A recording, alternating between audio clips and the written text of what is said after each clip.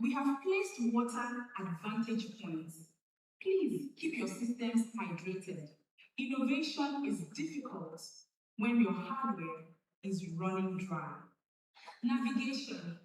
If you need directions to the restroom, our protocol team is on standby. Think of them as your human GPS, highly accurate and more reliable than 5G.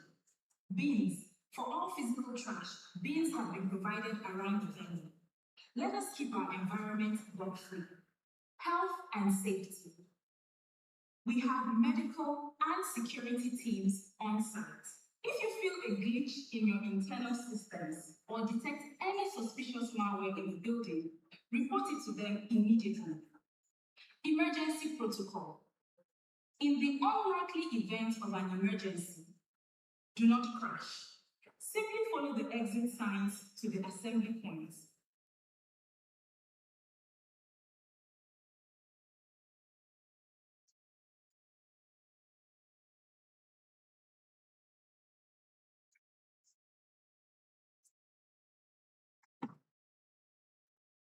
It's day two. It's day two. It's day two. It's day two. 1 2 1 2 1 2 1 2. 1 and 2 and 3 and 4.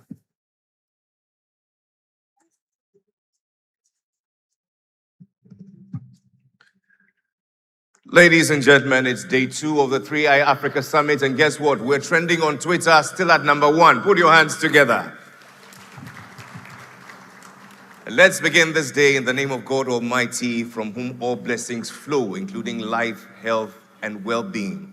We ask that, Lord, you bless us with your blessing and with great wisdom to ensure that all that we discuss will be meaningful to us and that actionable items shall come out of it for the good of our country and the continent. We ask of all this through you, Christ our Lord, with thanksgiving. Amen. And since we're in the house of God, we shall take an offering. Let's do that at the end of this gathering. I ask humbly all our members to my right, could you please fill the center for me? It's beginning to look like the teeth of a growing child. Please be kind and join us right here in the middle. Let's encourage them with a round of applause, please. Thank you very much. If you're joining us on radio, on television, or live here at the Destiny Arena of the Makers South Chapel International, we welcome you to the 3i Africa Summit, where ours is a mission to redefine how Africa invests, Africa grows, and how Africa transacts. My name is Jerry Ajololo, and on behalf of the Bank of Ghana, together with our partners Gibbs, and all the way from Singapore, let me get that name right, GNFS, I say a good morning to you all and welcome to day 2. Today, we happen to have a little overview of how yesterday went. Let me just apprise you all, and then we shall zoom straight into our agenda for today. Yesterday, we were blessed to have with us the Vice President of the Republic, who left us with her blessings for us to deliberate and arrive at very concrete and actionable items. On the issues that were discussed so far, these are just the highlights. It was stressed that we continue to monitor and evaluate effectiveness of digital financial inclusion initiatives in Ghana, to also strengthen collaboration between central banks, regulators, and private sector partners to address emerging challenges in digital finance. Amongst other things, we were urged to promote ongoing training and capacity building for financial sector professionals to adapt to technological changes, to facilitate knowledge sharing and best practices between Ghana and other countries pursuing financial inclusion. We're urged to continue cross-country collaboration to share best practices and lessons learned in digital financial inclusion, to monitor and evaluate the impact of regulatory changes on financial inclusion and digital finance adoption in key regions, as we saw from lived experiences in Asia and Africa. We're urged to encourage further research and data collection on the effectiveness of mobile money and digital financial services in rural and underserved areas. We're charged to promote consumer education initiatives to build trust and understanding of digital financial products.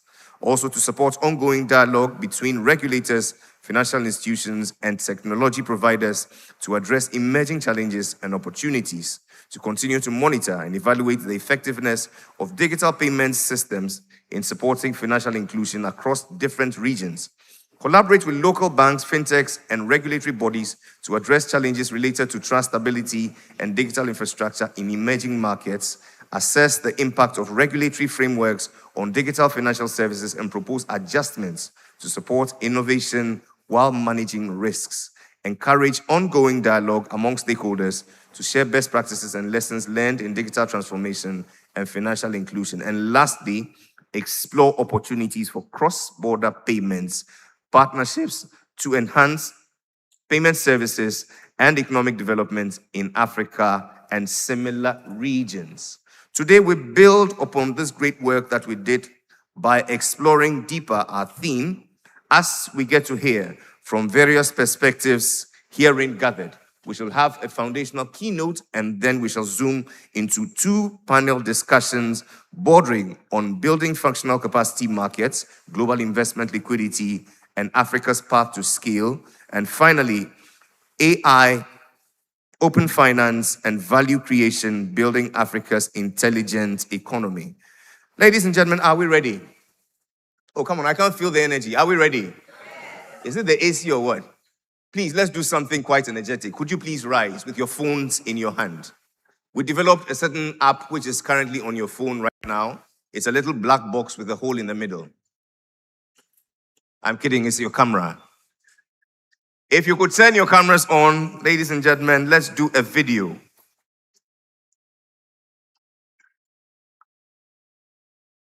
Unless you're using a yam, but please turn on your cameras. Let's do this. This is what I call the 3I Delegates Pledge. Are we ready to do it together?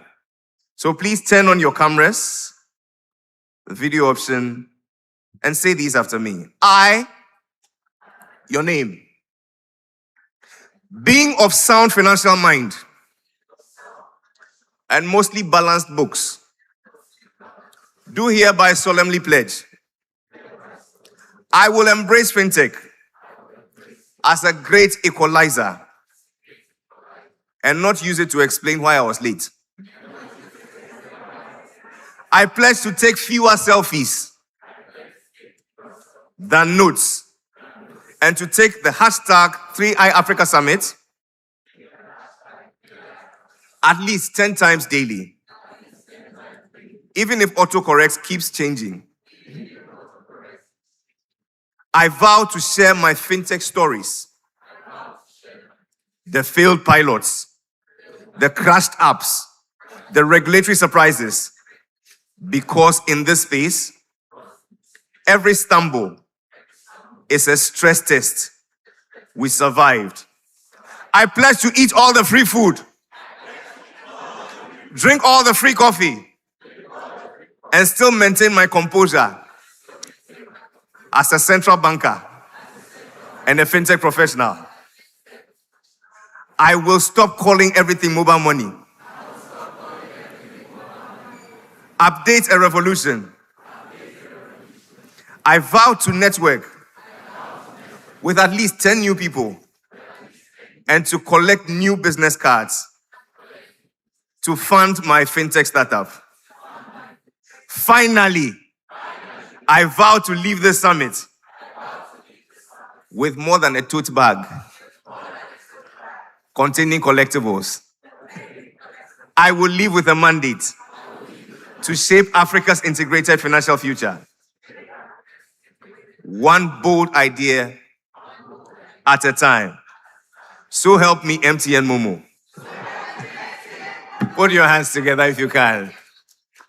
Please be seated. And so, charged with this energy, ladies and gentlemen, I believe all is set for us to zoom into the first session for today. We want to achieve a foundation based on how we can harness continental digital public infrastructure for economic development. Here to do us the honor is the Divisional Director for West Africa, Gulf of Guinea International Finance Corporation. Please make welcome warmly Nathalie Kusai Akon.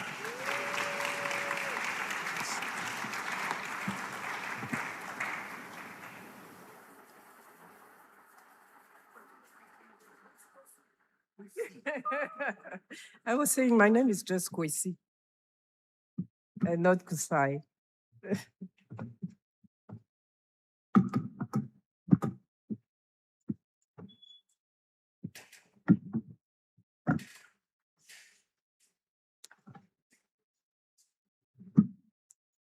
Deputy Governor of the Central Bank of Ghana. Can you hear me? No? Sorry? Both? Is it better? Okay, good. Let me try to. Okay. Deputy Governor of the Central Bank of Ghana, distinguished guests, ladies and gentlemen, good morning. So my name is Nathalie Kwasi Akon. So it's the Kwesi from Côte d'Ivoire, neighbor country. So let's talk about why we are here today. Internet use in sub-Saharan Africa has grown rapidly, increasing by over 115% between 2016 and 2021. More than 191 million additional people made or received digital payment between 2014 and 2021. But beneath this progress lies a more complex reality. Only about 22% of people actually use mobile internet, despite much wider coverage. Over 60% of people live within broadband reach, but remain unconnected. African firms pay up to 35% more for digital tools than their peers in other regions. And critically, while 86% of firms have access to digital tools, only a small fraction uses them intensively enough to drive productivity gains. This is the usage gap, the affordability gap, and the productivity gap. And without addressing this risk, we risk digital access without economic transformation. It is a pleasure for me to open day 2 of the 3i Africa Summit with such a diverse group of policymakers, regulators, investors, innovators, and development partners. Each of us committed to shaping the future of Africa. And I see also a lot of young people and young faces in the room. The theme of this year, Shaping Africa Integrated FinTech Future, capture an important transition. The first phase of Africa's digital journey was about access and innovation. The next phase is about integration, productivity, and scale. I want to talk about why harnessing continental digital public infrastructure for economic growth is important and timely.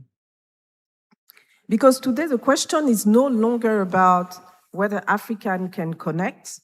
The question is whether our system connects well enough to drive growth, job, competitiveness, and scale. So I will be sharing 3 reflections this morning. The first one is why integration is the only opportunity to evolve from fragmentation to continental scale. The second is what are the challenges and the condition for success. And thirdly, how do we promote public and private partnership model that can really, and the role that organizations like us, IFC, as part of the World Bank Group, can play in that space. So why integration is the only opportunity to evolve from fragmentation to scale and continental growth? Across the continent, digital ecosystems are brilliant, but too often fragmented. Payment platform works, but just not always with each other. Data exists, but cannot move easily or safely. Small business can transact digitally, yet they still struggle to grow, to borrow, or to operate beyond one country, one platform, one market. If Africa does not address this fragmentation, we risk scaling silos or scaling growth. We risk having innovation without productivity and access without prosperity. Integration is the economic shift that turns digital finance into a continent-wide growth engine. This is where the digital public infrastructure becomes central. Today, competitiveness depends not only on roads, port, and energy, but on digital ID, interoperable payments, data exchange framework, and connectivity.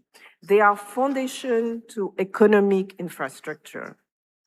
Interoperable payment, shared digital identity, standard, and trusted data exchange are the invisible rails that make cross-border trade, regional value chain, and the AfCFTA work in practice, not just a paper. Without them, firms remain local by default. African enterprise can reach regional market faster, cheaper, and with greater certainty. And critically, innovation becomes too cumulative. Firms can build on common rails instead of rebuilding the same infrastructure repeatedly. That is how digital systems move from enabling transaction to enabling economy of scale. Even in the financial services, when identity, payments, and data system connect, SME becomes more visible and therefore more bankable. Credit decisions become faster, cheaper. Informal business can formalize, they can grow, and firms can operate once again across platform and border. And more importantly, create jobs. And we know how much Africa needs jobs today. So Africa has shown the world that it can innovate. The question now is whether we can integrate fast enough and well enough to compete. The next frontier is not development of more apps, more platform, but about really the ability of building connected systems that allow Africa's digital economy to grow as one. So how do we address the challenge? What are the conditions of success? Across Africa, more than 40 million MSME and 600,000 formal firms, and even more, 10 times this number of informal businesses who wish to formalize, stand to benefit from a digital transformation. This gain can only be materialized when a digital infrastructure is complemented by skills, electricity, and strong institutions. There's no way around it. And we must be very honest about the reality of Africa. The continent infrastructure gap reflects decades of underinvestment, accelerated by rapid urbanization and rising demand from a growing and increasingly connected population. It starts just by electricity. Today, sub-Saharan Africa countries finance nearly 90% of their infrastructure from domestic resources. That places enormous pressure on government budget. At the same time, the digital divide persists across geography, gender, and firms. Skills gap adoption and regulation fragmentation limit scale. So it is very clear. Digital public infrastructure cannot succeed if these systemic constraints remain unaddressed. So another point is that for DPI to deliver its promises, trust is also non-negotiable. Digital systems must be built with strong governance, clear accountability, data protection, and cybersecurity at the core. Citizens and businesses will only adopt systems they trust. An investor will only commit capital where rules are predictable, and safeguards are credible. Well-governed DPI that allow openness and competition to coexist with security and resilience. This is also the condition of success. So, and maybe my last reflection is, how do we successfully build a public-private partnership model? Government cannot sustain digital public infrastructure alone. There's no way. Not at the speed and scale that Africa now requires. DPI are capital intensive, they are dynamic, and they are really innovation-driven. So this is where the private sector role becomes essential. The private sector brings long-term capital, technological innovation, and operational expertise, and also the incentive to deliver efficiently and maintain quality over time. When the private sector is not engaged, is engaged not as a vendor, but as a co-architect and a co-investor, DPI can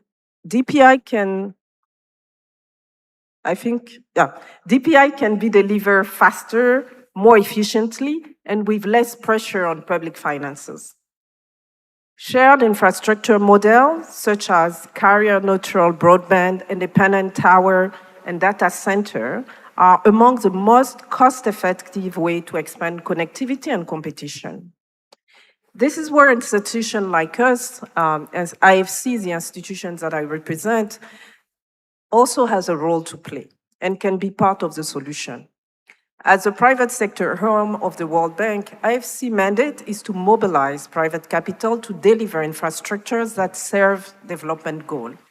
Over the past decade, we have invested over $9.6 billion in digital infrastructure investments. And we are seeking momentum because the opportunity exists. A successful example is when we provided $100 million finance to Raxio Group, a Pan-African Africa data center platform. The investment supports expansion of Tier 3 certified carrier-neutral facility across country, including Ethiopia, Mozambique, the Democratic Republic of Congo and Cote d'Ivoire, Tanzania and Angola. So this facility underpins cloud computing, digital finance and services, and AI, which strengthen the regional integration, but also creates skilled jobs in construction and operation. But most importantly, behind those 100 million directly invested, IFC can mobilize investors into the sector. And this is where we really see our role as a development finance institution. Our infrastructure commitment in Africa have doubled from 1.5 to 3 billion over the last 5 years. And the broader impact is multiplied when commercial bank, institutional investor, and other DFI co-invest alongside. So a partnership model that has proven effective for developing DPI at scale is one where government provides the enabling policy and targeted public finance. Development finance, like IFC, de-risks, pioneering, and the private sector deliver at scale because we are able to mobilize other investors. So this model strengthens trust, ensure interoperability, and support continent-wide digital integration. So it's not about privatizing public goods, but it's rather about crowding in private capability to deliver public value. When regulation is enabling and predictable, private investment follows and competition deepens instead of narrowing. The 3I Summit, and this is why such summit is important for us, it's really the kind of summit where you can convene public and private actors and align on the next step, the next concrete step on regulation, financing and regional integration that bring Africa digital transformation closer to the vision and reality. So I want to end closer at home. As I say, I'm from Cote d'Ivoire, so I'm almost Ghanaian. And Ghana knows what is possible.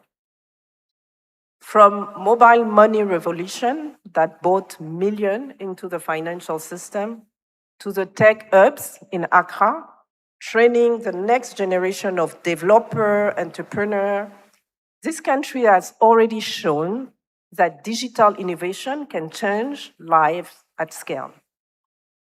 But the greatest chapter is still unwritten.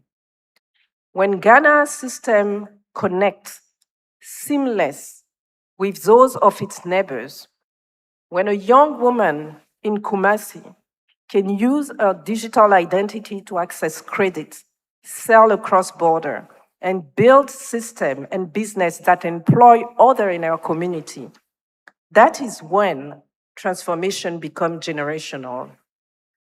Every interoperability payment rail will build a job. Every data exchange framework we put in place is a loan that we unlock for a small business that will otherwise remain invisible. Every shared digital infrastructure we invest in is a young Ghanaian who does not have to leave to find an opportunity, because opportunity has been built here at home for her. The question before us today is not whether Africa's digital economy will grow. It will. The real question is who builds it, who owns it, and who benefits from it. If we get integration right, the answer can be our people, our fin, our continent. Thank you.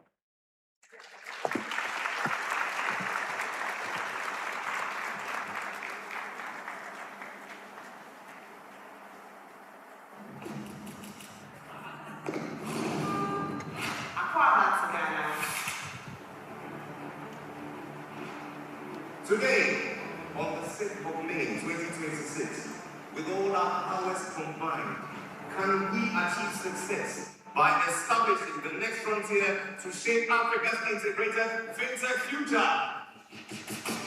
Welcome to the 3 Africa Summit 2026.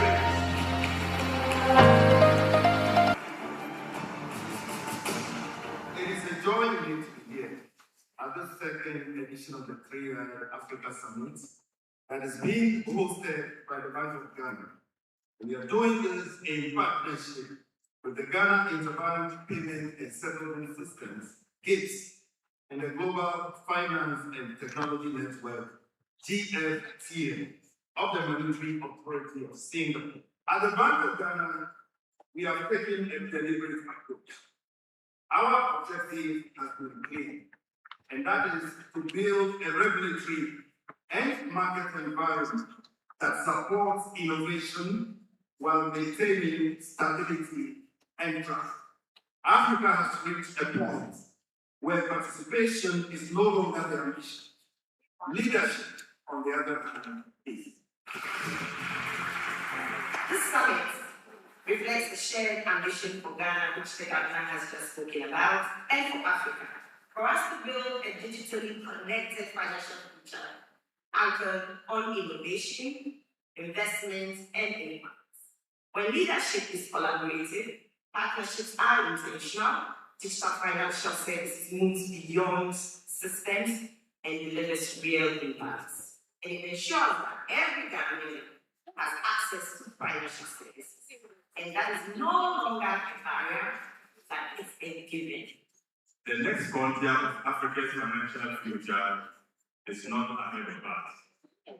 It is being decided now and in this room by the choices we make here. Ghana is open to partnerships across the continent, and we are ready for business. It's a real pleasure to be here in Ghana with all of you for what is bound to be a very productive 3 days, full of insights, intelligent conversations, and discussions that can move the African continent forward when it comes to the 3 I's: innovation, investment, and impact. Let us use this opportunity for all of us coming together and let us collaborate with each other to turn these insights into action.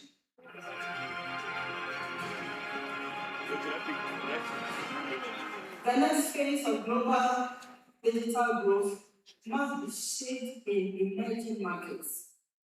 Africa is well positioned to play a defining role, particularly in cross-border trade and in applying technology to agriculture, health, education, and public services.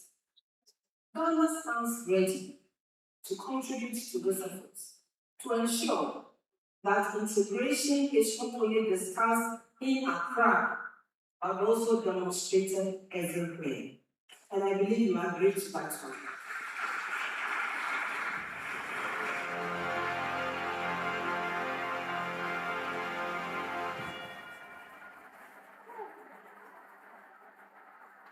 And such is the power with which we ended day one. Please put your hands together for one and all for making it to day two in such power and strength. Help me appreciate once again Madame Nathalie Kwasi Akon for that great keynote on harnessing continental digital public infrastructure for economic development. I like those tangible examples which show us how interoperability can become not just transformational, but transgenerational. I believe this feeds very perfectly into our next conversation. From platforms to systems, building foundations, scaling Africa's digital finance economy. Here to do us the honor by way of the panel, please make welcome the CEO, MTN Mobile Money Fintech Limited, Mr. Shaibu Haruna.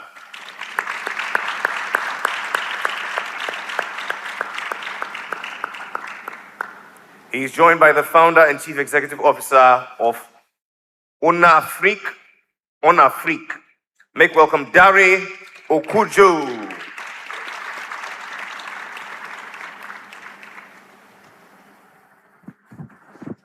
Welcome, sir. Joining these two distinguished gentlemen is the founder and chief executive officer of Flutterwave. Make welcome Olubenga Agbola.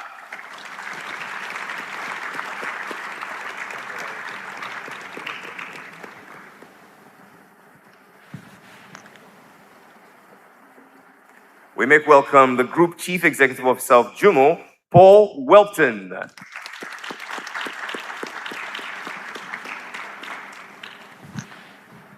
And moderating this panel, ladies and gentlemen, make welcome the Chief Executive Officer, Fintech Foundation, Professor Chris Brummer.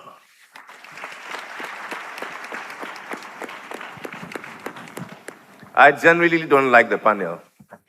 It's a bunch of hardware, it's no software. Mr. Moderator, try and make it soft for us. Over to you. Wonderful. Well, this is such a pleasure. Thank you so much to the Bank of Ghana. Thank you so much to GFTN and really the global effort here to assemble some of the finest speakers and thinkers, some would dare say family here, to talk about these issues. I guess we'll just sort of kick this off first with a question for everyone on the panel. I think one of the biggest themes in innovation in Africa writ large is that of leapfrogging and leapfrogging different sort of stages of innovation. But in this particular instance, what exactly are we leapfrogging? When we talk about leapfrogging infrastructure, are we talking about creating something new or just really assembling really impressive parts instead of one impressive system? So I guess we'll just start off with Paul and sort of go through, kick it off with everyone and then jump into your individual issues. Thanks, Chris. I think I do agree that we've seen a lot of leapfrogging in Africa. If you think of mobile money that started in Kenya, that's an incredible piece of hardware and software that we've seen now translate into other countries like Ghana. And my friend on the panel, Mr. Shaibu, they are running a very, very impressive mobile money system. I guess the question for me is like, when we leapfrog, are we doing that out of necessity? Or is it something that we've actually thoughtfully set out as a strategy? And I think that's one of the concerns that is hindering Africa to get into that systematic thinking. Because quite often something gets born out of necessity. It's a great innovation, but instead of harnessing that strategically, we actually imitate and try to just keep that closed loop. That's super interesting. So, is it demand-driven leapfrogging, or is it proactive or defensive? Super interesting. GB. So for me, leapfrogging in my own little sphere is really about how do you go from 1 to 10 and not go linearly, depending on the market you're looking after. For example, I'll use Nigeria as an example. Nigeria or most of Africa went from no phones to mobile phone. That's leapfrogging, right? We didn't go through the landline era at the scale you find elsewhere in the world, right? That's leapfrogging. So for me, it's really just helping a small business in Lagos sell globally and expand their reach without expanding their shop, right? That's leapfrogging. So to the common guy on the street is really, how do you make money transfer so simple that sending money home to my mother is just is as simple as sending an email. That is leapfrogging for that guy who wants to get that money there on time. So really it's about making impact in a not so linear way, in my opinion. Leapfrogging, sir. No, thank you. Actually, I'll go to the other part of your question. Are we building great pods or are we building a system? And I think beyond the leapfrogging, it is the system that is emerging. I think, and is emerging in the sense that we are able to now merge markets for entrepreneurs. It's the same way today in the first wave of digital economy, your ability to put up a website, expand your market dramatically from, instead of having a shop that only can serve people around you. I think what we're doing in the digital payment side is by connecting markets, we are also expanding markets. So for entrepreneurs, that website not only can serve here in Ghana, but can serve in Togo, all the way to South Africa. So it is beyond the leapfrogging for me. I think it is really achieving that view of the one Africa that is now within reach.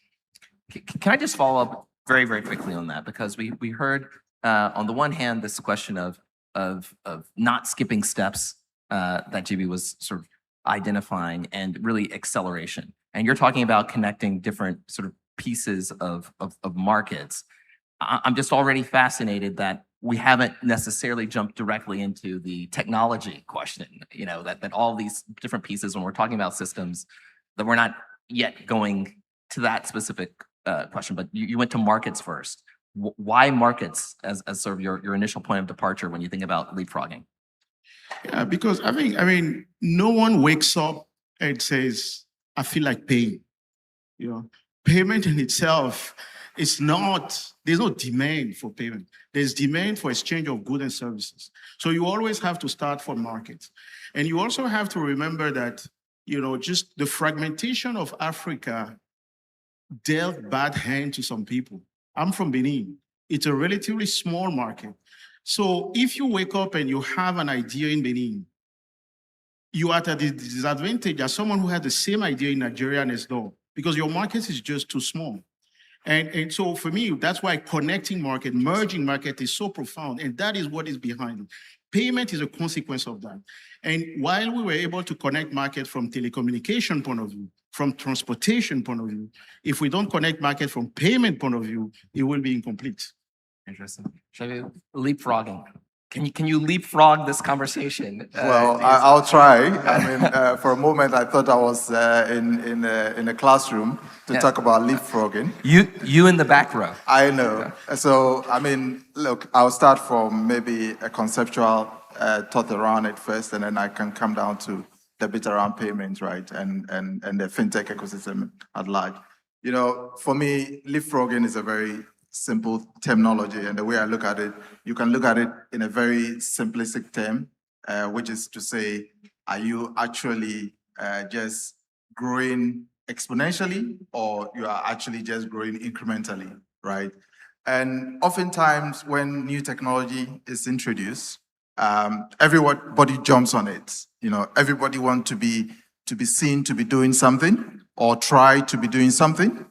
And we all end up doing the very same things, right? I recall, many years ago, when the whole internet explosion came about, everybody suddenly wanted to have an internet cafe, for instance, right? And we busy built internet cafe businesses that were cannibalizing each other. Now, how do we build on technology that is able to deliver exponential change in our environment? And that is a very fundamental question, to drive this discussion forward, to say, look, what kind of, I can liken it to building a road network, right? When you're building a road network, first and foremost, you ask yourself, do you want to build the main artery? And then how do you connect the feeders into the artery? So leapfrogging means that you are building the main artery and then ensuring that these arteries are also connected with each other to achieve exponential growth. So that the example that was given here to say, if I'm a fintech in Benin, as small as the market is, I'm able to, and you can liken it to a feeder, I'm able to then connect to that bigger pipe, which perhaps sits in Nigeria, and which also extends to another bigger pipe, maybe sitting in Nairobi, and that extends it. So for me, it's about how are we building, and let's be deliberate about how we build by saying we'll build a bigger rails, and we see how we connect so that we create a whole ecosystem that supports that acceleration, so that the benefit of it can inure to the common good and at scale. I love that, and I think one thing that you're getting at, to use one metaphor, at what point do pipes become plumbing, right? And at what time do the little pieces end up becoming a system? And I guess I'll pivot back to Dari very, very, very quickly to build off of this idea. You can use different metaphors, of an archway and building. Mobile money has made tremendous advances, certainly, in the last decade. And now we're having, I should be noted, this new spate of innovation that is enabling, and I love this idea, transformation, but the question is who's capturing that transformational value, right? It's change, but who's capturing the value of that change is a big question. When you think about what those technologies mean, obviously you've connected a lot of wallets in really innovative ways. But again, we do have this foundation, if one will, of mobile money. Is that foundation something to be built on? Or is it something to be built around? Is that foundation pipes or plumbing? And Shabi, please do feel free to hop in as well if you have some perspective. Okay, so look, if we use that analogy, I think first and foremost, you can look at the interoperable system as well as the mobile money system as your plumbing, right? And it is so because you want to also be able to connect, because you don't want to keep the silo in terms of one mobile money operation and everybody is dependent on it. You want to be able to create that big pipe which connects to another big pipe, which is the interoperable layer. And then on top of that, a lot of other things can also be built around it. And you create that universal ecosystem, not just in one market, but across different markets, so that system to system can connect and can seamlessly transact. So I think that we have built, and over the years, collectively as an industry, in partnership with our regulators, we've built that foundational, call it, big pipes. Now, how do we layer on at scale? Because sometimes it almost feels like everybody wants to build one thing, and we end up all crowding out in one area, forgetting that the bigger opportunity is about how we connect. Because you can have a lot of businesses that are able to pipe a lot of things into the main artery that delivers at scale, and where what matters most at that level is the resilience and ensuring that that system is always available and of course at a lower cost to the end customer. So we tend to, I think the focus for us should shift around the big pipes into how are we serving the customer. So at the point of serving the customer, that is where the biggest innovation should be. And that is where we should be playing. Thank you. Yeah, I mean, it's a really good question. And as Shaibu was talking, I was reflecting. And, I came to payment from telecom, and I'm always a telecom. And when we all came here, we all were able to check our emails. But did anybody worry about who made the Wi-Fi routers? And we have to keep that in mind, right? To say, like, there are layers you need to achieve the utility. And the utility is exchange of goods and values, as we say.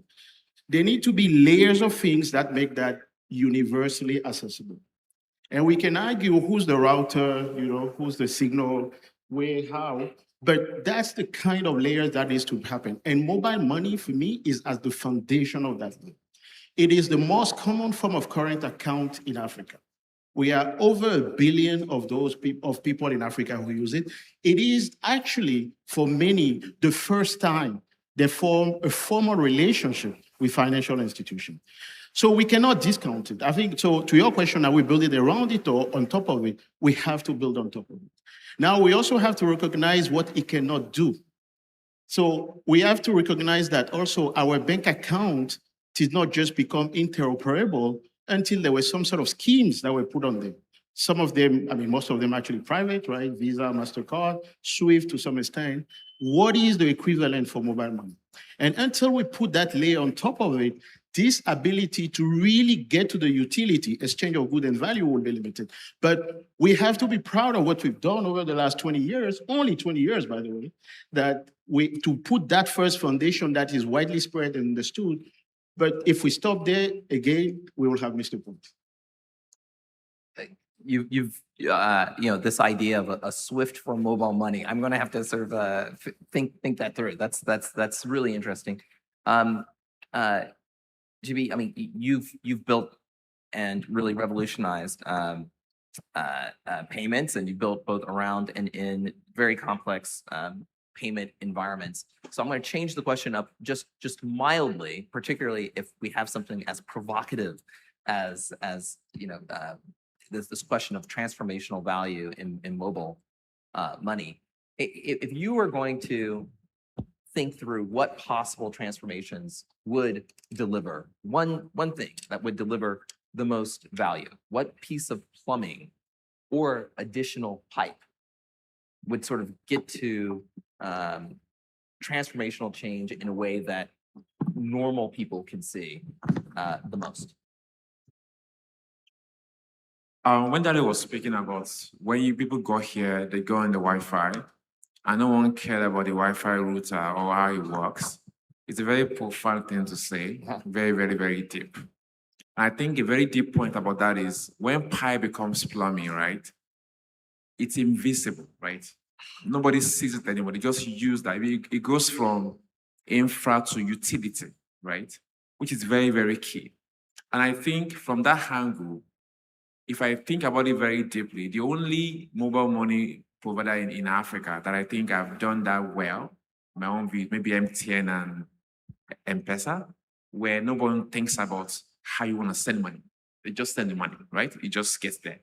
So I think what I would love to see is that suite for mobile money is a very big deal, actually, because today, if I'm sending money across banks in Europe, I don't really care which platform it's on.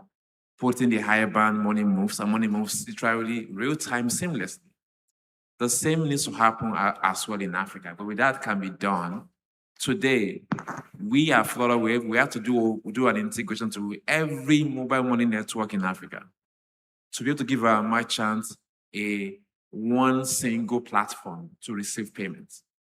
And that's the fragmentation of African payment, which is a huge cost that we're paying today, right? So, and in each of those mobile money infrastructure, we have to get licensed in every country for it. So to do MTN mobile money in Ghana, I've got to get a BOG license. MTN mobile money in Uganda, a Ugandan license, another infrastructure, another MTN group API, get approval per country, get commercial per country, and it's all of that could be just one API, one pricing, one license, and you're done. So when the version of GB or Dire in Europe is starting a fintech company, It's one API, one license, one integration. They will spend way less cost. They have a bigger market, right? One regulator. So I think that's what I would actually like to see. We didn't experience that. We had to go through the 10 years of hard work of going to one country one by one, getting licensed, getting integrated, building the compliance framework. But it would be great that in the next wave of African fintech, folks can actually get one license across the continent. What I want to do in web money integration, just one web money plugin that I have to do. And I can behind the scene, I have MTN money across Africa, I have M-Pesa, I have Airtel money. That would be really, really great to have because the cost of capital is high. The maintenance infra you have to build to maintain that infrastructure is also very high. There's some market that I have today that are not really high volume markets, but I have to maintain them, right? To give my customer that one API, right? In reality, if you look at the entire continent, maybe if you count 5 large markets, that's everything, right? But why am I having to get a license in a country where the size is not really, it can be aggregated, right? So that would be one thing that I think we should, which I think has already started. There's this Ghana, Rwanda, licensing thing. I hope that comes to reality very soon. There's this, so those things are very key. If that is a very profound plumbing fix. That if you can get that done, the pipes can start to flow.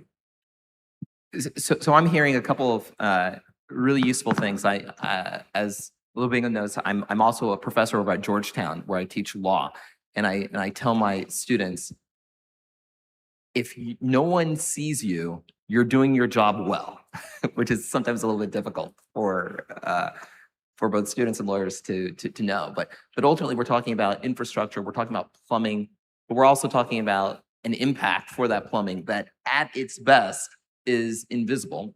But you're talking about a kind of a plugin right now that isn't necessarily market-based. It's not necessarily even technology-based. You're talking about a regulatory plugin, and whether or not that regulatory plugin can help to scale, and that's something I want to certainly get into. But Paul, I want to make a slight shift. As we move not just out of the plumbing, but into this question of what's the real world impact for people. I really like the idea of asking. We so often think about back end and plumbing issues as the kind of B2B work that no one ever sees, but really pushing even how we think about B2B being something that has real implications for the consumer and for the customers is important. But when you think about perhaps one of the most important vectors that normal or real everyday people see, it's access to credit and the degree to which fintechs have really been at the forefront of thinking through access to credit.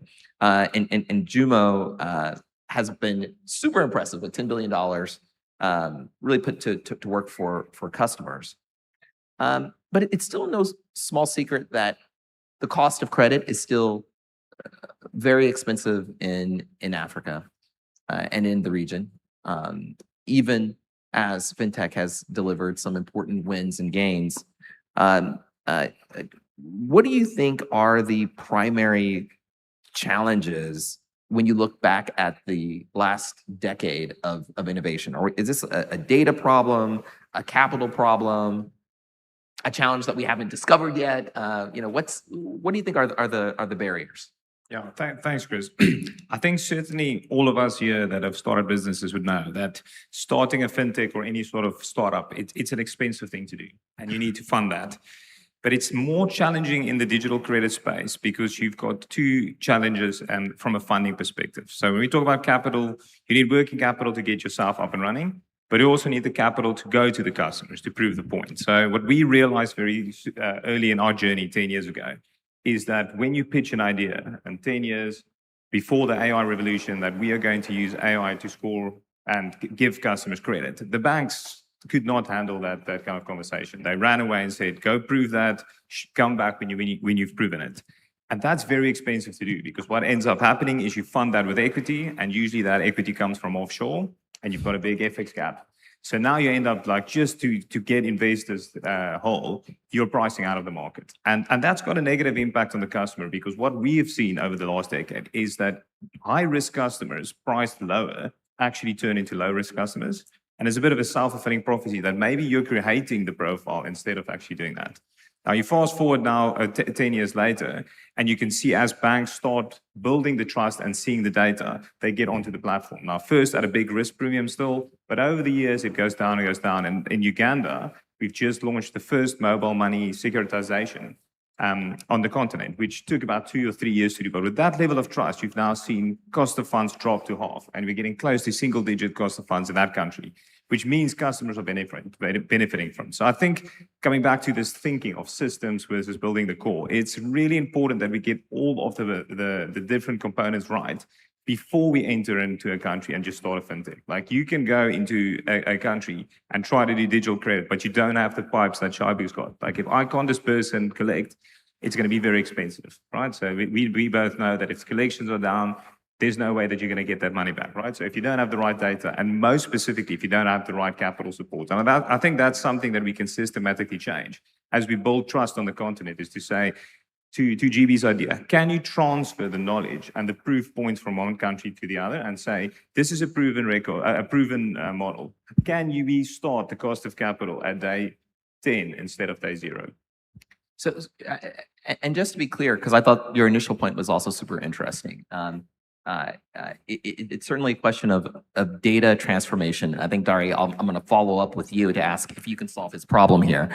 But you had mentioned this idea of sort of overseas capital, and obviously wherever you source your capital from, the further away it is, the more the information asymmetry, which can then impact the cost of capital. And if you throw in other kinds of issues, the risk premium for the investor goes up, which means that the performance for the or what is considered an investable company, that barrier becomes a higher barrier. Just before we can get into the data issues, I mean, any thoughts on that in terms of the degree to which the way in which you package the investment can kind of push against that natural barrier of capital coming from other parts of the world? Yeah, I think that's an excellent question. I think if I look back how we started the company, I think the one big mistake we made, and I think it's part of the time, is everyone ran to the West Coast, and that's where you get your money. It's a lot easier to get, but extremely expensive. And I think if we started collaborating and getting involved in the countries we were going to serve, we always knew we were going to be in Ghana, and it was going to be one of our biggest countries. That's where the investment should have come from. That's where the initial conversations would have been done, because you would have had ownership, you would have had the idea being built, we would have had regulatory approval very fast because you've got the buy-in. So I think that's a big mistake that a lot of startups do, because you've got this bright idea and you're a little bit desperate to say, we want to get going, whoever gets you the capital first, and then you end up paying school fees for a long time. I think if we could move forward and to say, what's the next generation of startups, and can they get help from local banks, local entities, I think that will put us a long way further in getting the cost down faster. Well, Dari, I still did want to obviously follow up on this conversation, because obviously if we're talking about data and data flows and just the position of ONAfrique and where you sit in terms of that informational payments, how do you view the potential there in terms of attacking both cost of credit? When you think about infrastructure players like Jumo, is the need sitting inside of the payment networks possibly? And if so, what would it take to unlock the infrastructure and capital? Yeah. By the way, I forgot. I mean, I thought it was obvious, but that SWIFT for mobile money exists. It's called ONAfrique. Your question, yeah. A few years ago, there was this economist article that says data is the new oil. And this was pre-AI. So if data was the new oil back then, you can only imagine what it is now. So, and in the case of credit in general, in particular, it is essential. And mobile money has a lot of it. And in absence of reliable, enduring credit bureau, mobile money data is probably the best alternative signal you can use for underwriting. But it is still a pretty weak signal. And I'm sure Paul will agree with me, right? So, because when you think about it, and again, we are, in family, so we can also admit the shortcomings of mobile money. 75% of the accounts sit idle per month, 20 years later. Every dollar that gets cashed in, 74 cents get cashed out. So with all the noise, with all the effort, with all the work we have done, this is still a transit tool more than a home or a financial home. And until we address that, the weak signal that we have can only underwrite relatively small amount, as we're seeing today, call it $20 or so. And if we want to go up, then we have to give more utility so that it becomes really a financial home. So yes, today it is, in many places, that's the best alternative you have. But it has its own shortcomings. So I guess I'll move now from the credit of the sort of the borrower to the question a little bit more specific. Actually, I don't know if you want to build on this conversation, but you also have made some pretty interesting comments about sort of credit default and systems and what should happen with different kinds of players in payments networks. But where do you see data and information, and what do you think is the most transformative sort of impact that has for the everyday consumer? Thank you very much for that. Yes. Okay, thank you very much for that. No, I mean, data obviously is the new currency for fintech and digital finance. And the reason why it's important is not far-fetched, because as you mentioned, I mean, for credit scoring, I mean, this is such a powerful tool which helps you to underwrite a facility. But over and above that, what we are seeing happening globally is a certain shift around data capture. And the next big business is who is able to capture enough data points, what you call your digital footprint of your customer, and be able to serve them better. So there are a lot of interesting use cases that we're using data for, of course, in a very responsible way. For instance, in terms of customer management, how do we serve our customers at the point of need, for instance? So that is a very important angle we use data for. Over and above that is also how do we then also use these data points to also drive certain trust within the ecosystem. I mean, trust is the biggest asset for a fintech, because you want that service to be delivered at the point of the need of the customer, right?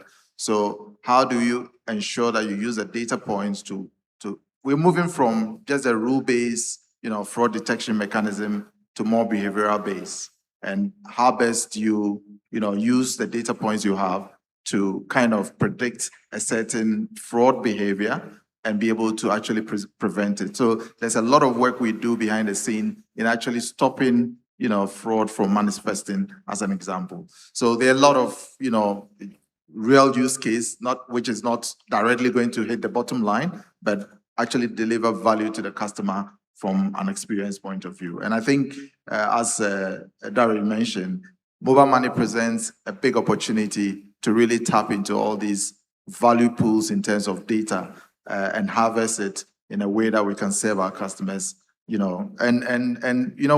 a lot of the systems that we are talking about building, which should be also open, we should now be able to tap into, Bank of Ghana has come up with a lot of reforms around open banking, and there are other interesting stuff that are coming up. This will present opportunity. I mean, I recall somebody was telling me that why are you so open about open banking? What are you thinking? And I told the person that, we come from a position of openness because we want to build a platform. And again, if you want to build, just back to the analogy we started, if you want to build that big pipe, you have to be very open to accommodate and accept there may be some, commercially not too interesting things that may happen to you, but you also have to think positively in terms of how will this impact the general ecosystem. And that's the way we are wired, and that's the way we look at opportunities within this environment. Is by any chance generative AI or that kind of sort of leapfrogging in AI, is that also impacting or helping your business at all, or is that something you spend not much thinking about or worried about or eager about fraud detect, or is that not really? You're talking about AI? Yes, AI. No, look, AI is here to stay, right? Yeah. And it's going to evolve. Our group president yesterday talked about some of the use cases, right, around how we're using it and how we will learn with AI, and how do you best use it. I think that the best use case for AI is yet to come, and just as generative AI works, we also have to adapt to what new insights we're able to glean on and use it in a way that serves the customer. Of course, we're also conscious of the not so great part of AI and how do we use it, especially when it comes to fraud. Deep fake is one thing that we are seeing coming up. How do you also build on that to also counteract some of these deep fake elements? Great. So, GB, you did bring up government and regulation. I think one of the really interesting trends that I see around the world, and certainly you see it in different countries here in Africa and in the region, is governments sort of getting into the infrastructure business in different ways, right? I mean, you have CBDC pilots in some countries, even in Europe and South America. You have instant payments where different central banks are much more invested in terms of the underlying infrastructure. For a company like Flutterwave, what does that mean? I mean, do you see opportunity there? Does it create new complexities for you? Does it open the door to new kinds of plugins? Because you do see maybe faster learning when government gets involved to see just how hard it is to build some of these systems.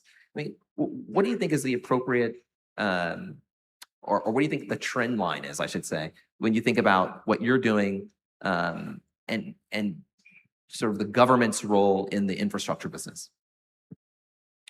Thank you so much, Chris. So for me, right, after what we've seen so far in that sphere has been how transformative that you can actually use new technologies to drive regulation as well, right? And one of the big bets we have at Flutterwave right now is stablecoin, which is very big for us. And we're doing it from a regulated perspective, right? We believe that stablecoin has very huge utility, right? And this came from customer demand for us. We have a lot of SMB clients who is paying a supplier in Singapore. And I said, look, if you order from me on a Friday and do a wire transfer, we'll deliver to you in 5 days. But if you send us a USD, whatever, a stable coin, we are going to give you the goods instantly. So they're like, hey, can you support this for us? Our suppliers are now giving on their invoices my wallet address. It was a new addition, subtly coming through right now. So we had no choice but to get our regulator and say, hey, this is happening. To actually make this trade work faster for African SMBs, African corporate B2B trades, stablecoin is becoming a form factor that needs to be looked at very carefully. And what is surprising, they were all receptive to this. Especially when you show them how you're protecting the consumer, the end user, the businesses involved, how the risks are being highlighted and also being mitigated, they are very open to that. For example, recently in Nigeria, there was an AML, saw arrangement where some fintech were appointed to look at stablecoin and to work. We're part of that group, right? We're also currently part of the Ghana Sandbox as well, with a partner also on stablecoin and cryptocurrency. So the point is, there's an opportunity there that we are seeing. So we are launching what I feel is the biggest African-wide stablecoin deployment, where we're supporting, coins like Ripple USD, but with government support, regulator consent, doing it with them to say, look, this is not really changing the way money is moving. This is another payment form factor. It's blockchain, programmable, yes, but it can actually help to move things quicker for the average business or average SMB consumer who needs to pay supplier abroad. They don't have to use Swift and we can use something else. And I think it's getting that acceptance. And what we've seen so far with the regulator has been when you engage them, you actually get support. And you'll be surprised. I think there's a mental mind shift with them right now. They're no more the 70-year-old gray old men who are regulating you. They're actually 35, 40-year-old people who are actually experts in their field who are now regulating fintechs.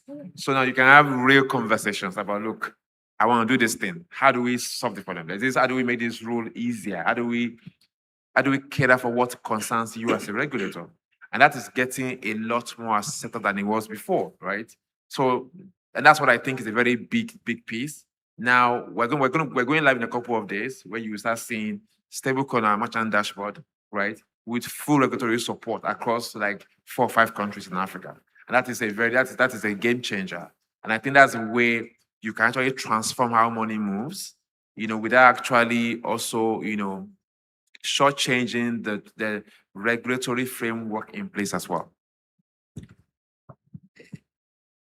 There was so much in that answer that when I see you in Washington in October, we're going to continue this conversation. I mean,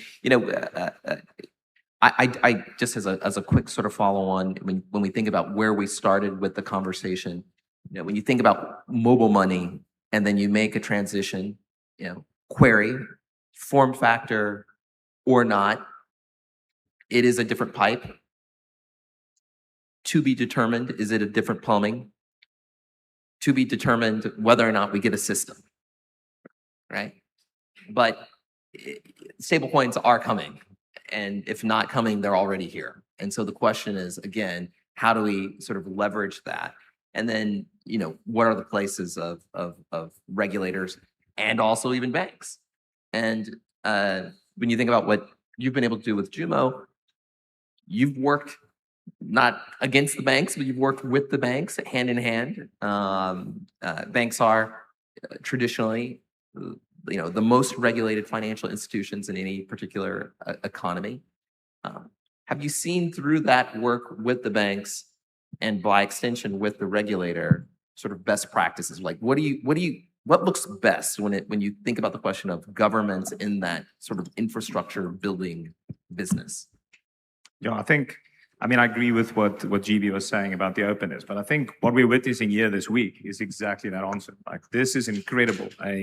A Bank of Ghana sponsored event where we're sitting and talking about fintech and collaboration. And yesterday, the governor opened up about saying, we want to help and support. It's critical. Like, we've realized that there's no way that if you do not engage and build together that you can make it.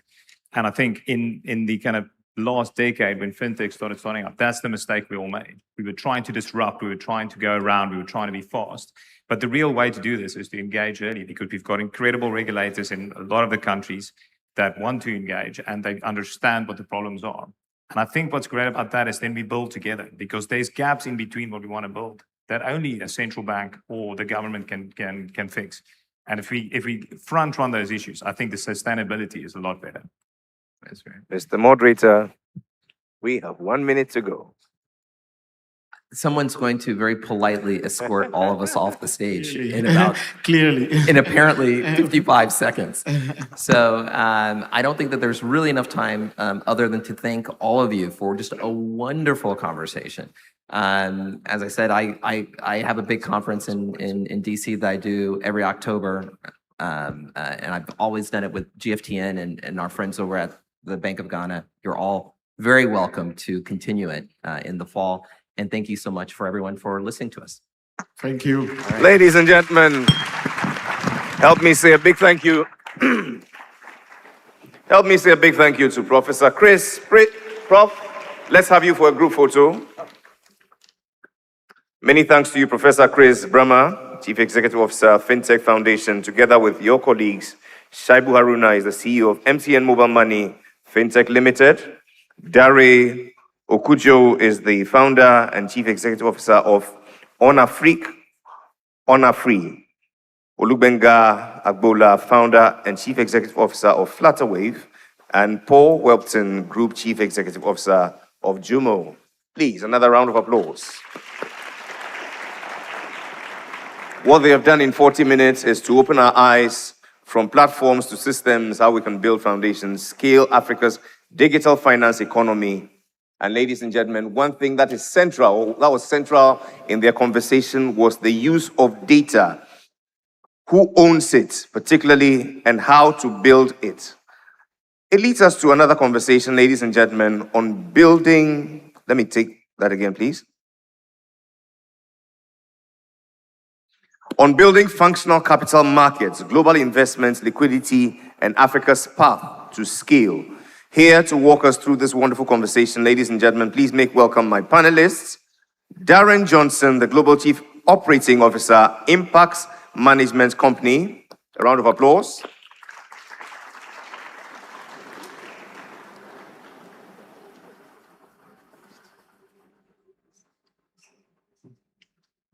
Darren likes to hear the applause when he's walking, you see. He's a big man. Darren is joined by the President and Chief Executive Officer of the Whitaker Group. Make welcome Madame Rosa Whitaker.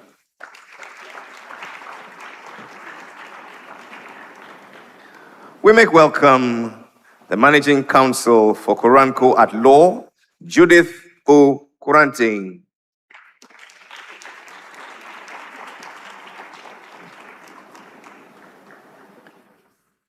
Joining this amazing panel is the head of listing and new products, Ghana Stock Exchange, Joyce A.C. Boache.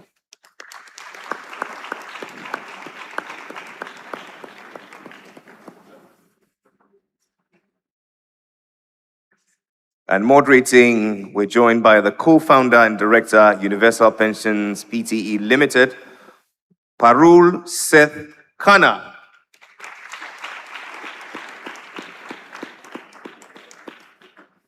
Now this is a balanced panel. Take it away, Madam Moderator, you have 40 minutes.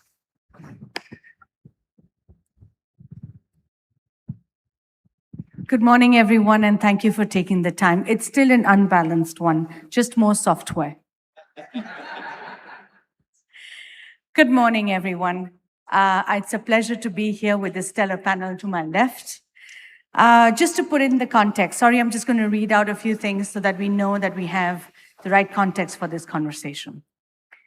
Let me begin with a simple observation. Africa is not short of capital, and it is certainly not short of opportunity. Yet, despite being home to some of the world's fast-growing economies, youngest population, largest infrastructure gaps, and the most strategic energy and mineral assets, African capital markets still account for a very small share of the global portfolio allocation. But why? Because global capital does not move on optimism alone. It moves on liquidity, confidence, predictability, market depth, and the ability to enter and exit the markets efficiently. And this is the real challenge before us. The next chapter of Africa's growth story will not be written simply by attracting more investment.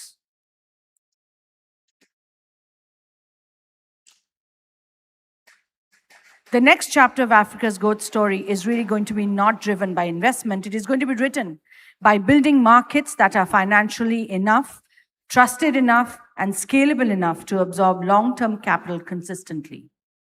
This means asking difficult questions. Are our exchanges deep enough? Are our regulatory framework enabling growth or slowing it down? Can local institutional capital become a stronger anchor for our markets? And critically, how do African markets move from being viewed as opportunistic trades to strategic long-term allocations? But ultimately, strong capital markets do more than raise money.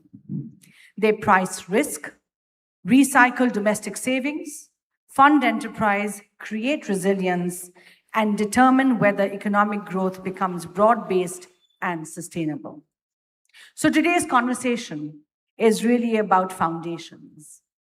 The infrastructure, the regulation, the liquidity, the trust required to build capital markets capable of supporting Africa's next phase of scale. Joining me today is Joyce. She's the head of listing new products at the Ghana Stock Exchange, helping shape listings, innovation, and market participation in Ghana's capital markets. We have Rosa, President and Chief Executive Officer of the Whisker Group and one of the foremost voices shaping US-Africa trade and investment engagements. Darren, Global Chief Operating Officer at Impacts Asset Investment, bringing the institutional investor perspective from global sustainable asset management. And Judith, Managing Counsel at Coranco at Law, with deep expertise on the legal and regulatory framework underpinning capital markets growth. Thank you all for joining us. Joyce, I'm going to start with you, obviously. How can the frontier exchanges like Ghana better position themselves to attract sustained foreign institutional investment while managing volatility and the current risk that exists? Thank you very much for that question, and thank you for the opportunity to be here to discuss this very important topic. For investors, we know that investors prioritize transparency, they prioritize liquidity, they prioritize regulatory certainty, because they need to make that informed decision. And as such, transparency is very important. How the issuers or how investors interact with the issuers on our market is very important. Giving them the opportunity to have every information that is necessary for them to make that informed decision is very important to the market. So if it's a market that siphons investors, do not give investors the right information, then it is a real challenge. I mean, when it also comes to liquidity, yes, the investor wants to come in and go out at whatever time they prefer, whatever time they want. So if you have a market that there's a liquidity issue, then that is also a big problem to the investor. Now, when it comes to regulatory certainty, they want to see that there's regulators making sure that the standards are set, and issuers and investors are really, making sure that they take whatever is required of them very serious, so that confidence in the market will be established. So when it comes to Africa as a whole, we need to be able to always position ourselves in a way that there's continuous standards of disclosure that aligns with international best practice. And in so doing, we would then have that investors coming in to take opportunity of our market. So for us as Ghana Stock Exchange, what have we done? To be able to spread across to make sure that every investor is catered for, we have segments of market. We have 6 segments of market. We have our equity market that has our main market and our alternative market. Our main market also houses ordinary shares, preference shares, ETIs, depository receipts, and this is the market that we started with. So on this market, we have our blue chip companies like the MTNs, the Stancharts, the Unilevers, and all the big companies that you can think of, and also the smaller size ones that came in at that time. Now, why the need for an alternative market? Because we realized that there's a gap that we needed to fill, the gap of taking care of the SMEs. So the indigenous SME companies could also take advantage of the market and raise long-term patient capital. So that market, equity market, is also available. Now, we have our debt market. So if you are not comfortable with the equity to start with, then you go to the debt market. So for the debt market, we have the market that takes care of the government bonds. We have the market that that same market takes care of corporate bonds. And then we have the gender bonds, we have social bonds, we have the green bonds market, and we have what we launched recently being a commercial paper market. So because we realize that it's not always the long term, but we have to be able to fill the space of the short term as well. So it's between 15 days to 270 days. You come in, you raise the capital for your capital, working capital, and all of that. So we have that broad segment of market so that nobody is missed out. As an exchange, we make sure that we are positioning ourselves at that place where, when it comes to raising of capital, the exchange is the first place you think of, and it is the preferred platform also for investment. So in a nutshell, this is what we are doing in that space, and making sure that we are attracting foreign inflows, because when you are positioned in such that foreign investors want to look at your market, it's a plus for you, because you are setting that standard, and you are aligning the practice of the market, the rules of the market to international best practice. That is what we always look at and make sure that we are up there. Thank you. Thank you so much for that, Joyce. I think you've made very important points on learning from global practices, making capital markets inclusive, so there has to be trust. But there also need to be some private players that come into the market to make access much easier. I will come to that on that, but I'm just going to bring you in, Darren, right here. So from the operational seat of global asset manager investing in transition economy, what would move Africa from a footnote to a deliberate allocation in institutional portfolios? So we just you don't want to be the fine print, right? Well, thank you. That's a very good question. I feel like I've spent my life... Sorry, Rosa, that was for Darren. Forgive me. It's okay, you saved me. Yeah. No, thank you for that, and thank you for allowing me to be here. So I think there are maybe 3 structural reasons. Of course, there are more, but for impacts, we don't have a deliberate allocation to Africa today. It's not a philosophical issue, it's more of a structural issue. And it's similar to any other emerging markets. There's nothing necessarily special about Africa in that term to kind of attract institutional allocation. So I guess it's for us scale and cadence. So if we're talking about fixed income, issuer sizes are typically below benchmark, and benchmark inclusion is very important. Obviously, the bid and offer spread tends to be quite wide. In stress scenarios, it's quite difficult to unwind. And for us, if we were to kind of invest here, any kind of investment will be like an active bet that we can't really hedge. Credit machinery as well. In terms of from our experience, if there's any default, I think that default resolution is uneven in Africa, and I think that's a bit of a challenge as well. And research cost tends to be relatively high in terms of the kind of relative position size that we could take here. And then we have currency, and currency is a big topic, which I think Joyce and I and Judith were discussing earlier. But credit funds take currency risk, as a category, right? So we don't take it as a category. We want to hedge away currency risk, right? That's what we want to do. So local markets that offer NDF depth, so non-deliverable forward depth, can't make our hedge exposure work. So we can't hedge away our exposure. So what unlocks it?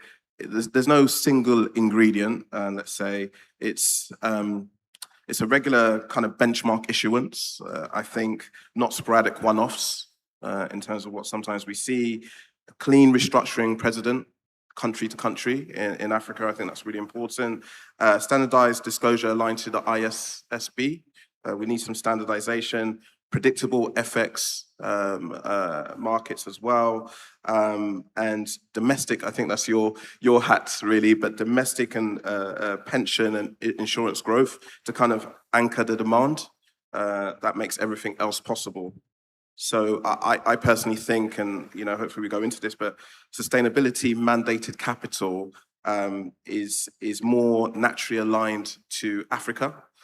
Because if you think about, transition finance, adaptation that we need as well, and infrastructure, investment in infrastructure, it kind of makes sense for this capital to be here. So we really, in my view, need to do more to make sure we capture that. I'm going to come to you, Rosa, in just a second, but I'm just going to do a follow-on with you again, Darren. So how much of it is a challenge that is regulatory and how much is infrastructure and frictional operations and things like that? Because those are also the things that keep uptake away. So what is your experience? Darren? So just say the question again, the end of it, sorry.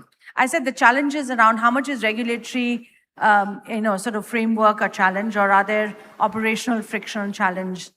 The uptake keeps it away, right? Yeah, so in terms of regulatory, I think the regulation is quite good. From what I understand the regulation, I think it is really operational. So I think it's a 70-30 kind of split. So I'll give you an example. In April this year, we received a bulletin about repatriating FX in Ghana.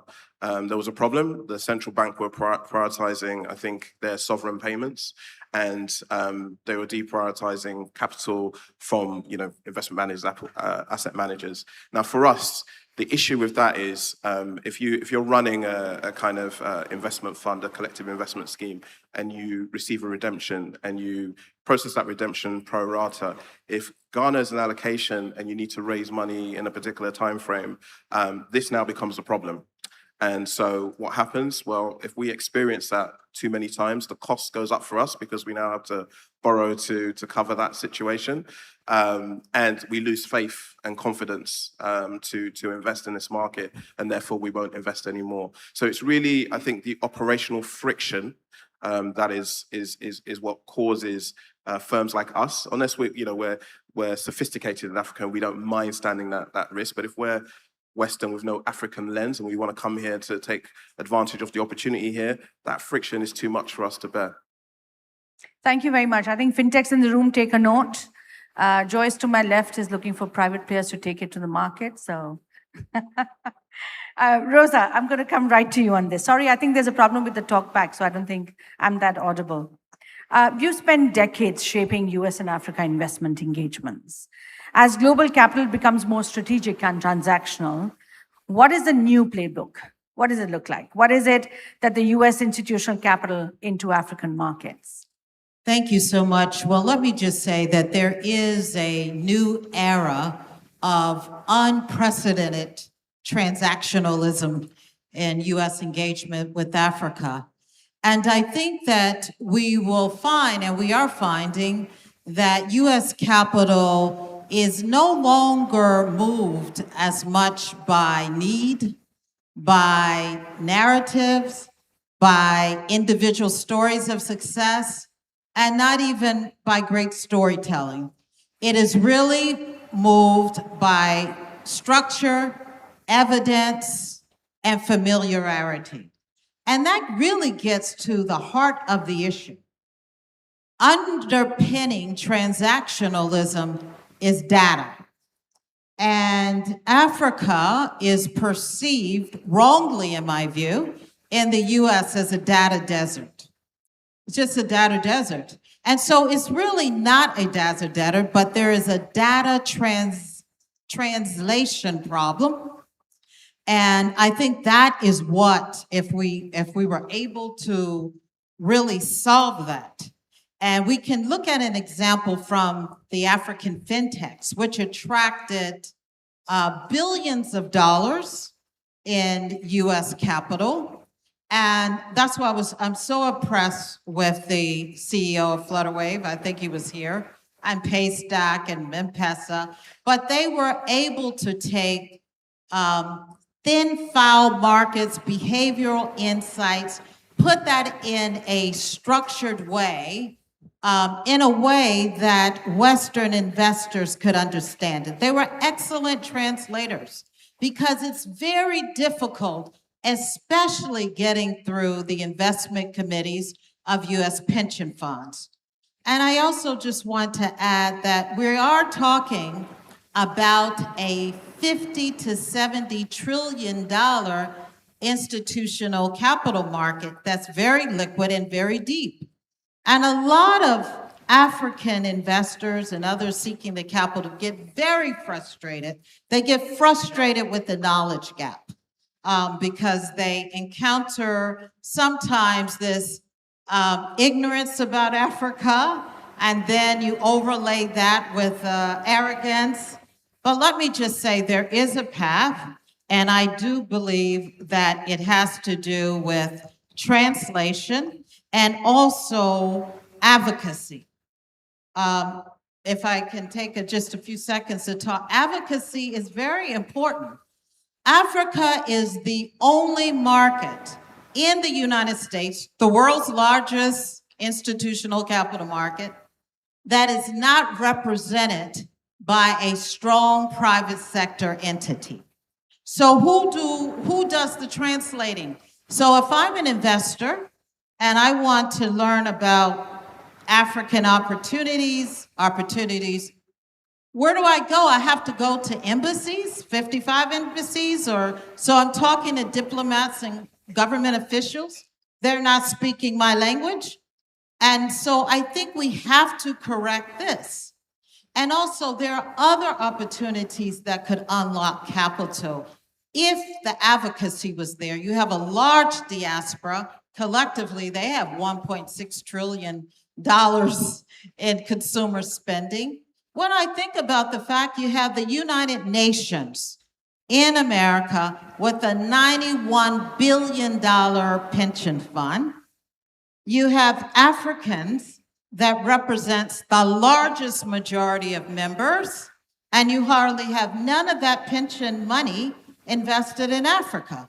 That is not even, okay, we can say it's data structuring, but that is an advocacy issue. And so I'm calling for more advocacy and more advocacy around policies that make sense. You know, I was one of the leaders and architects of AGOA. People said we could never get AGOA extended under Trump. We just did. And we did it with God first, God be the glory. And we did it with advocacy. We did it with advocacy. So we have two policies that I can tell you, if we can get this done in the US, you will have capital coming in.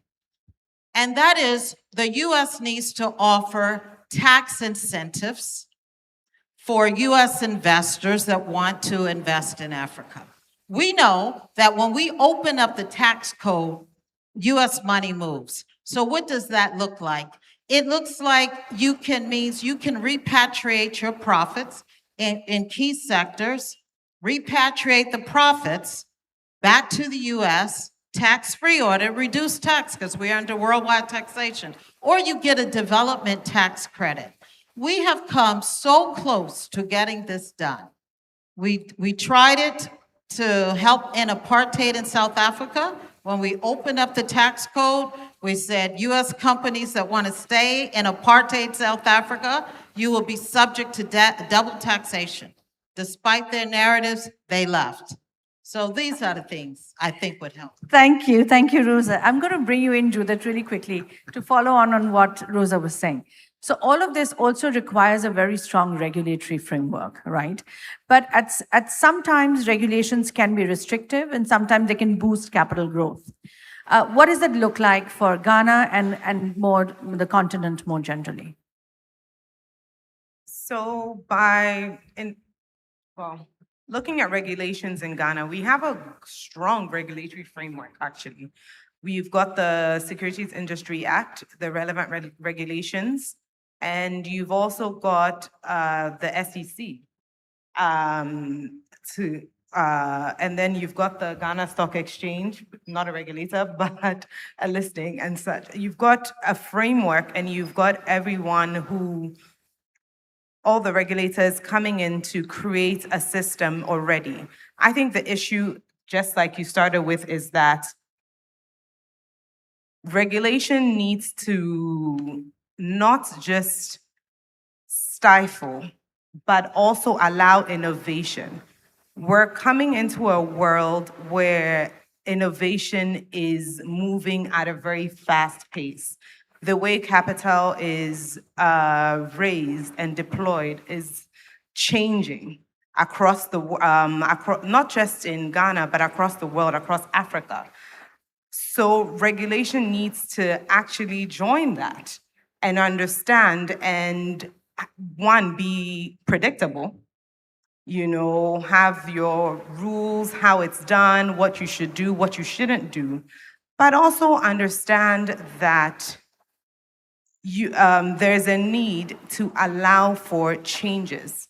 There's also a need to come in, know what's in the market, what's changing, what the innovators, what the developers and such are doing, so your regulations can change.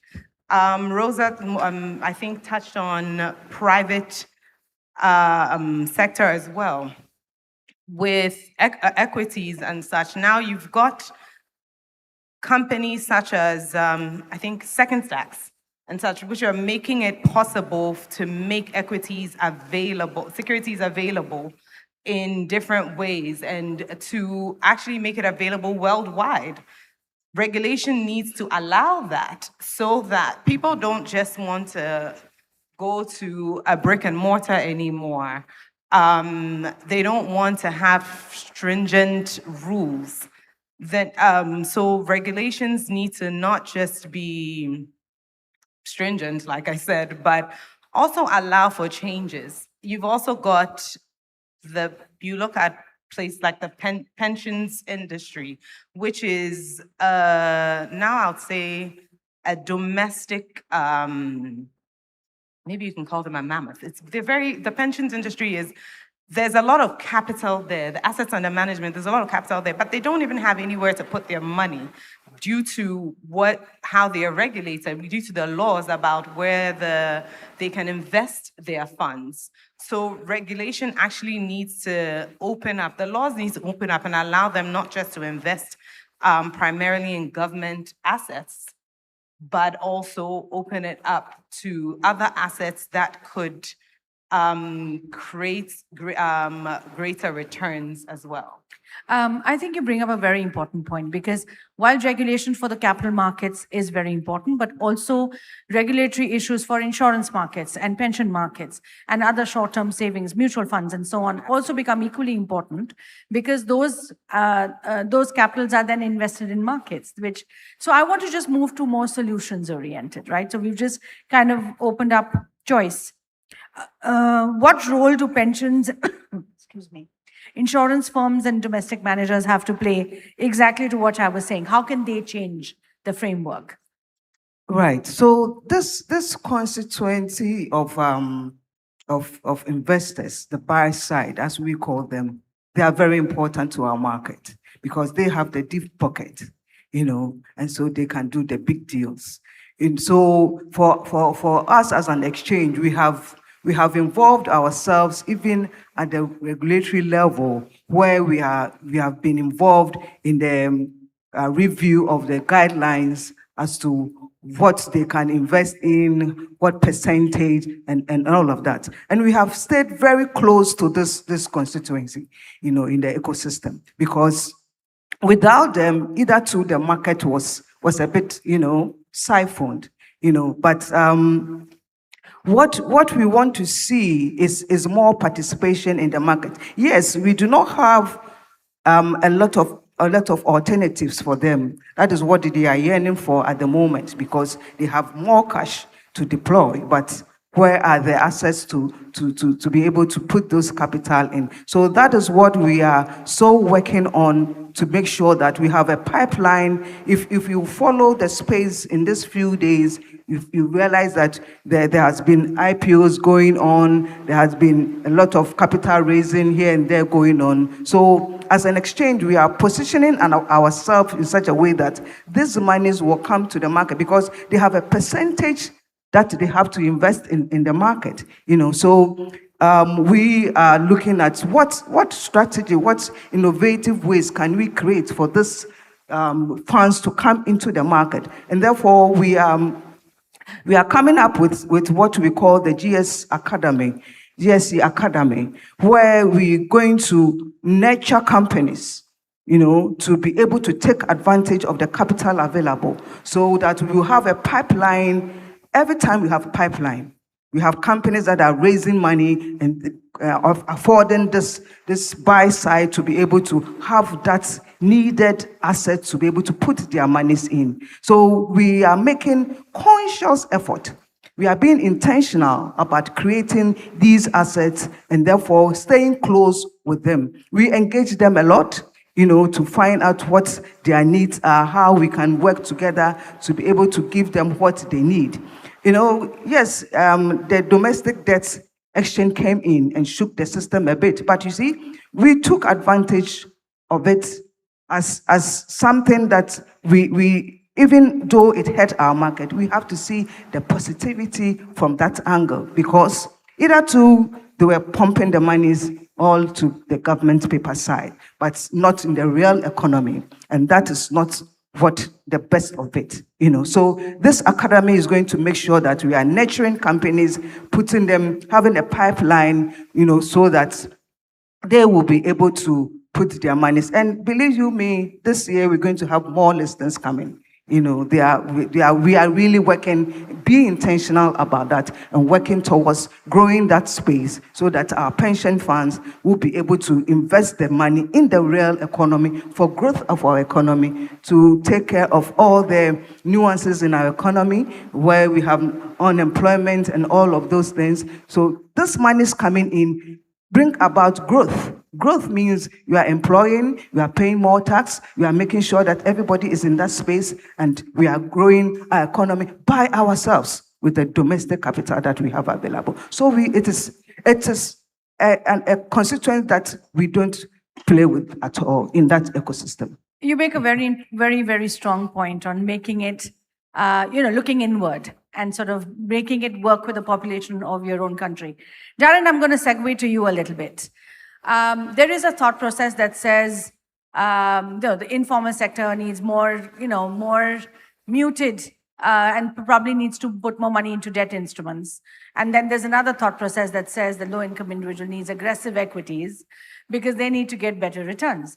But given that the African listed entities, how is it going to include the non-included? Because unless your middle class really puts in the money into the markets, the rich will still get richer and the poor will still get poorer. So I can only speak from an outside perspective, what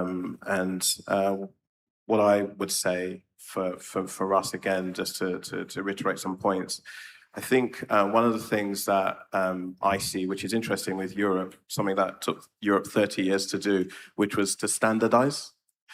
MiFID, it took 30 years to do that.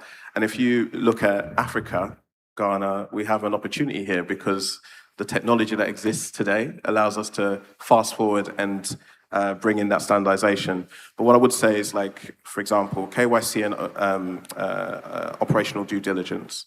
Those types of things take a lot of time for us when we're looking across Africa because there is no standardization. So I think we need a standardized pack to be able to deploy capital appropriately in Africa generally.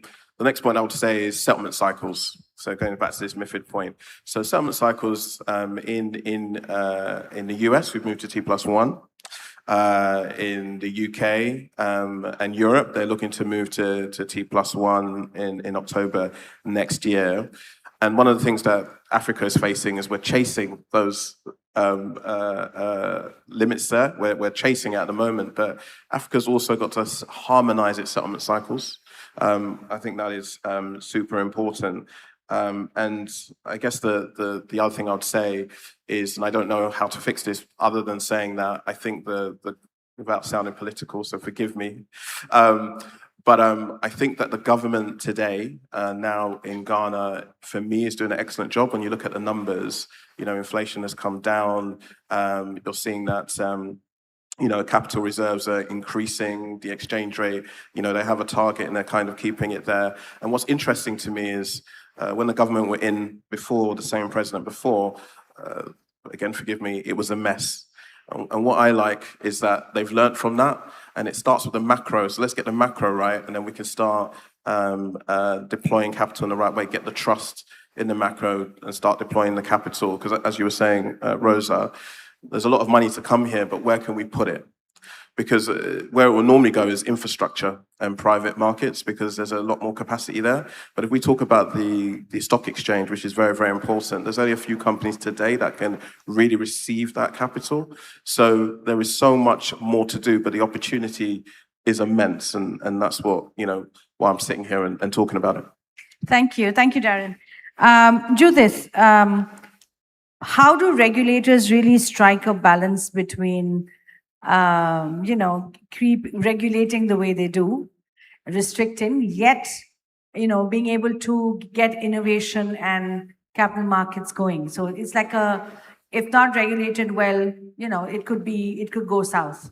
So how can regulation really take care of that? Well, I think I'd say you have to, regulating would have to be less reactive and more risk-based. So in essence, you look at the system and what's happening, the issue before you, do a risk assessment and regulate accordingly. And not by regulating by slamming your hand down on it, but seeing more of, okay, this is what is happening. How do we allow it and do it in a safe environment? Because capital markets, capital goes where there's confidence, right? People's regulations have to make sure that there's confidence in the market. So the regulations should be more risk-based. So like I said, you see how it's going, and then you create laws that allow it, but allow it, quote unquote, safely. And you also make sure that the sanctions for going outside of the parameters of the law are predictable. People want to know that if I do X and something happens or I get caught, what is going to be the penalty for it? There needs to be good communication on that, and people need to understand that.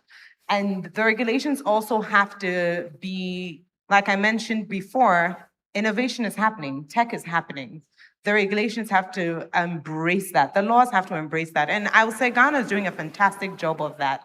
We know in December, the virtual assets law was passed. And Ghana is one of the first countries in Africa to actually take a viewpoint to say, look, we're going to allow this. We're not just going to build it into an existing framework, because it actually does not fit into any existing framework. But there needs to be laws surrounding it. So that was a great step towards understanding that it's happening. It's not new. It's been happening for years.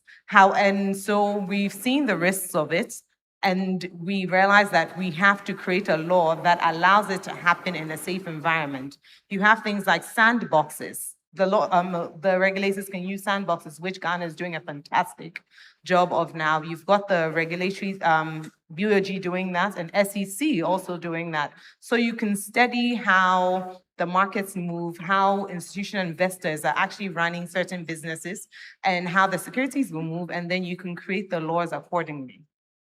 Thank you. I think this topic needs much more time. I'm looking at the clock and I'm like, this is not enough. Rosa, I wanted to give you this last word. So you spoke about, you're leveraging US pension and bond markets for Africa. What is it going to take for them to really write the check? And is there room for portfolio diversification within the continent? Yes, I think there's definitely room for portfolio diversification.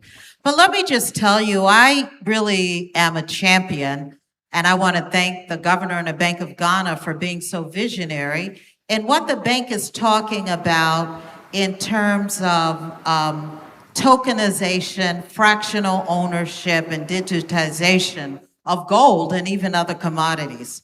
I think that is the way that you address deepening the capital market and also making it more exclusive. because when we look at liquidity and inclusion, and we have this massive, what they call gray economy, the informal sector, it's really an invisible economy. And how do you bring them in? You know, you've got a large share of people, they're nano traders, gig workers, but I do believe, just imagine, if you have the trader on the street and for the equivalent of 350 Naira, that's about $25, she could have fractional ownership in gold. We democratize that. And then that would also, you bring them into the capital market. But I can tell you, US investors would be very interested in that as well.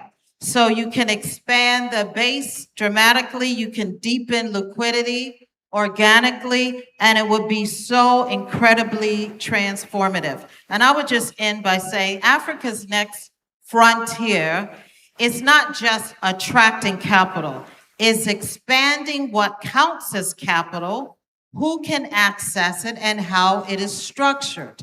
And what I'm talking about, US institutional and global institutional investors, they understand this structured digitization, which is transparent, and I believe you could achieve so many objectives with it.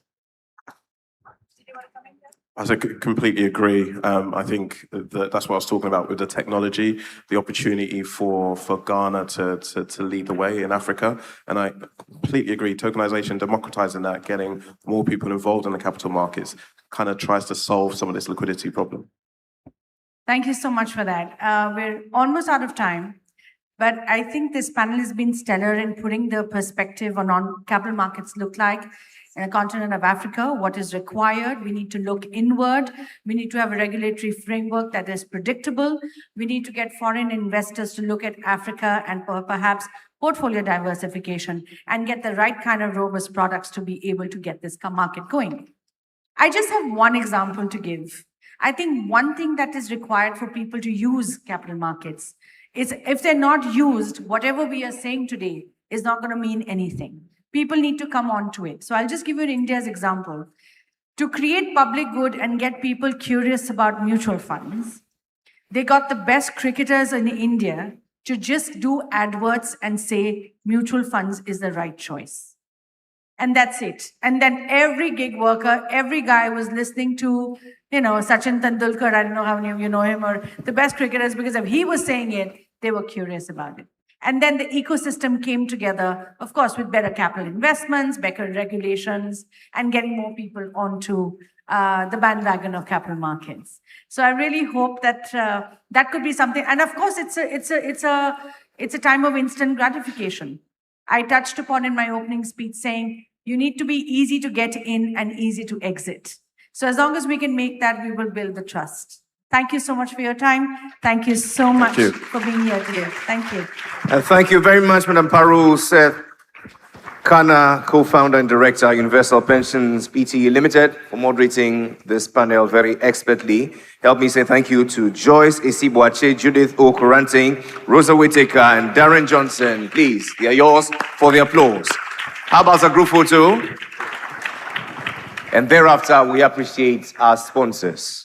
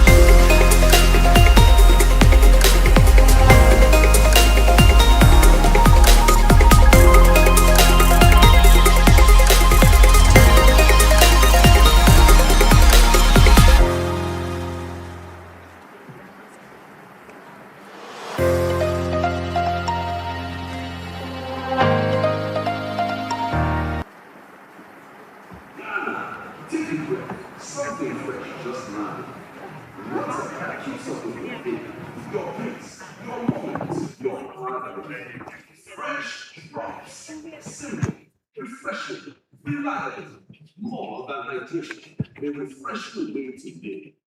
Fresh promise. Stay fresh. Stay new.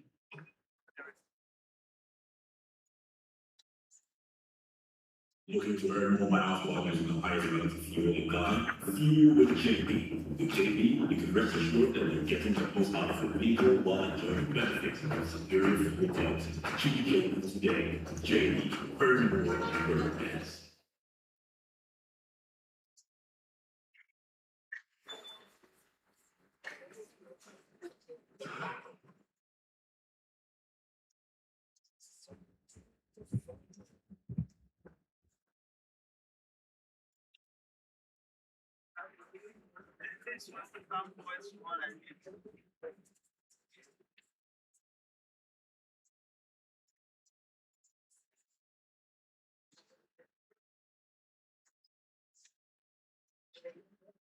Ladies and gentlemen, it's day 2 of the 3i Africa Summit brought to you by the Bank of Ghana, together with the Ghana Interbank Payments and Settlements Systems Limited and Global Finance and Tech Network of Singapore.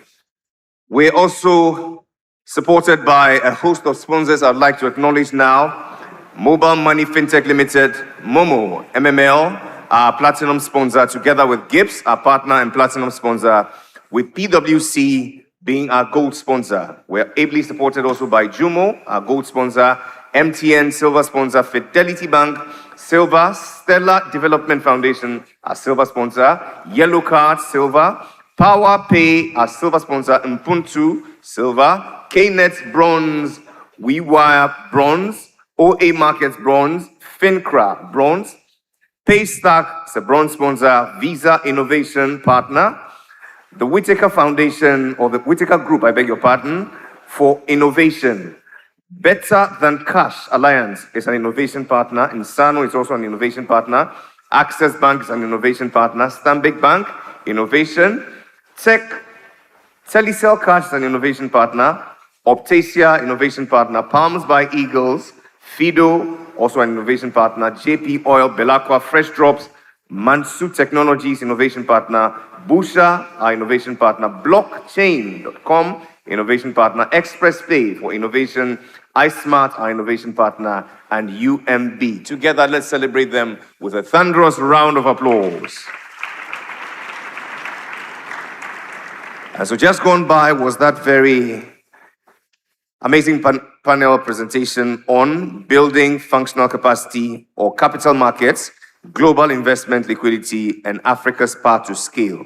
We now want to delve into another conversation which will explore how Africa can build an intelligence economy, that which is powered by data and automation. It is dubbed AI, Open Finance, and Value Creation, Building Africa's Intelligence Economy.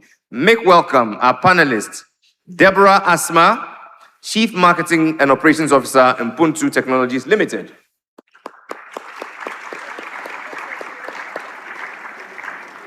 She's joined by the Chief Executive Officer of the GFTN Solutions, Madam Maha El Damaki.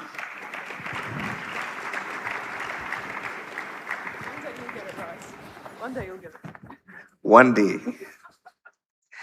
We make welcome the President, African Business Angel Network, ABAN, and Hakabela Limited, Yemi Kerry.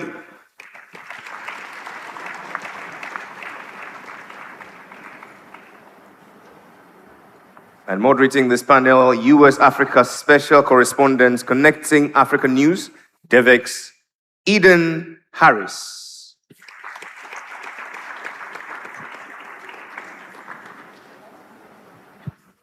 I believe yours is 30 minutes. Over to you, Madam Moderator.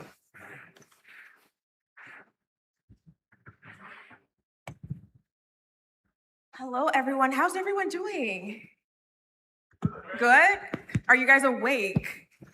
Yes, you have energy. Great. Well, as he mentioned, my name is Eden Harris. I am the Chief Special Correspondent for Connecting Africa News, and I am DevX's new Ghana reporter. I'm really excited to be here today because we're at a point where AI and open finance are really starting to blur into each other. And that's opening up big possibilities for Africa's financial system, but also raising some real questions about trust, data, among other things. So today I want to unpack both sides, what's working and what's not working, and what still needs to be figured out to build this so-called intelligence economy. To help me with this conversation, again, I am joined by my lovely esteemed panelists. And Deborah, I want to start with you, if that's all right. You sit at the intersection of marketing and operations. What kind of campaigns can companies or even the Bank of Ghana put together or put to build trust in the open finance world? And especially like in markets where data literacy is still like coming together. Okay, so let's first establish the foundation around what open finance is. It's, restructuring the consumer's data around their financial information and how it's being used. From the campaign point, we need to realize that campaigns must always be contextual. So you need to recognize the unique challenges that exist in the community for you to run a very good campaign. I would probably mention 6 campaigns that I think it's very important around the open finance conversation in order to build trust. And you're building trust in an ecosystem where you have the people with real scars. You have people who have reported fraud, charges they can't explain, their data being mismanaged or misused. These complaints do exist. So I think that for us to build trust, the first thing is that the Bank of Ghana must first establish a national campaign, kind of like what India did with their regulators. So India did? India, yeah. Because India is doing real well with regards to open banking and open finance. In order for them to have trust, what they did was to launch a national campaign where you had all the national stations, all the major players in terms of the radio, the TV, the print, and even the community, using the language of the people as well as English, explain why the integration of the data was necessary, why data needed to be shared among third-party providers, and in language that the people could understand. And it was not being done differently or at different times. It was being done nationally at the same time in every channel or every platform. That's something we can adopt as in Ghana ourselves. So we have our various radio stations, our TV stations, our print, our social media platforms. You want to see the regulator go in there and launch that campaign in a language and in plain text, really, that the people can understand and can adopt. When the last panel was leaving the stage, I heard the lady say that they use cricketers even for the capital market campaigns. You want these campaigns to be done by community people as well, not just people in suits who can speak the terms and description of what we are doing, but people that the community can respond and relate to. Absolutely. And on those channels. Then you also want to have the players in the industry do their own campaign. So the campaign can be looked at from, say, in-app consent and notice within the application itself, not buried in terms and conditions, which most of us wouldn't read. If you want the people to trust that what you're doing is legitimate, it's right, and it's for their interest, the language must be something that they can understand, and it must be clear, it must be simple, it should be in basic text. So if I'm consenting to something, this is what I'm consenting to and why. Yeah. Such a campaign is not one that should be adopted by the regulator. It must be adopted by the players themselves. Because then when I'm using your application, I'm using your system, I am clear and I know why and what I'm consenting to and what I get out of it. And contextually, you should probably also consider a campaign adopting the agencies. So agency banking has done really well in Ghana. It's increased the financial inclusivity that existed before it came. So we need to be able to include the agents in the various communities, and that includes even the churches. It includes the susu collector in the market. It includes all these various, communities or groups that the people have accepted and have adopted, whose words mean something something to them. So when these people also speak about what is being done, why it's being done, and why it's beneficial to them, you get the community buy-in much quicker than it just coming from the top. And so that's also very, very important. And I think that finally, what I would say is, the digital access is not the same as trust. And so it's important that we don't think just because people have access to the technology or they have access to, what we're doing, it means that they trust what we're doing. So once the regulator steps in, once the community identified personalities step in, once the players themselves steps in with transparency, then you build an ecosystem where the people understand, can relate, and they can identify people in their own community that have benefited from it. So referral. It's also important, showcasing real life experience and use cases of people within the community that in sharing their financial information probably got better insurance service, got better loan and portfolio management and other things that benefited them that they can relate to. Yeah, and Maha, I want to bring you in on this conversation. I'm really excited that you're here because you've worked on 3 continents. That is experience that is hard to come by. So you understand how the sausage is made in Africa and different areas. So what are some big mistakes that others should like Africa should avoid when it comes to integrating AI into financial services? Great. Well, thank you for having me, and hello to everybody. I hope you're having a great second day. There's a lot of, everybody's learning about AI as we go. So, the mistakes, I think, whether you want to call them mistakes, I feel like these are the learnings that we get from new technologies actually coming in. The first question is why? And I think we heard in the case of Ghana, there's a real, there's an outcome as to why we want to use these technologies. What are we trying to achieve? And that's a really important question. For example, you might ask, why am I talking about AI? And I'm using an analog sort of book and pen.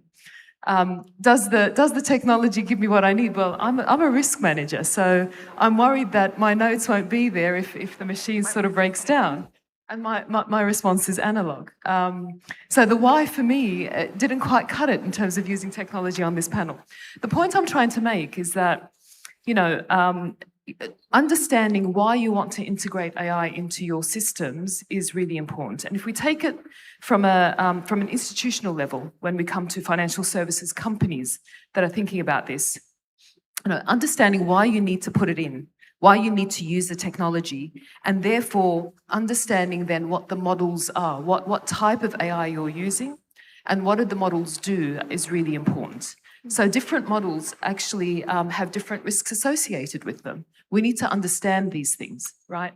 And how do you apply these models while observing laws and regulations and rules that you must observe? For example, if you take certain models that have high predictive abilities, you might not be protecting your data as much. It goes into a black box. You don't know exactly what it does. Mm-hmm. A lot of these models are non-deterministic. They're more probabilistic in terms of the outcomes that they achieve, whereas critical decisions have to, are deterministic. There's different, outcomes that you need to achieve, and depending on what model you use, you may or may not be able to, to achieve those outcomes with the right confidence. And when it comes to financial services, what I've seen around the world is that,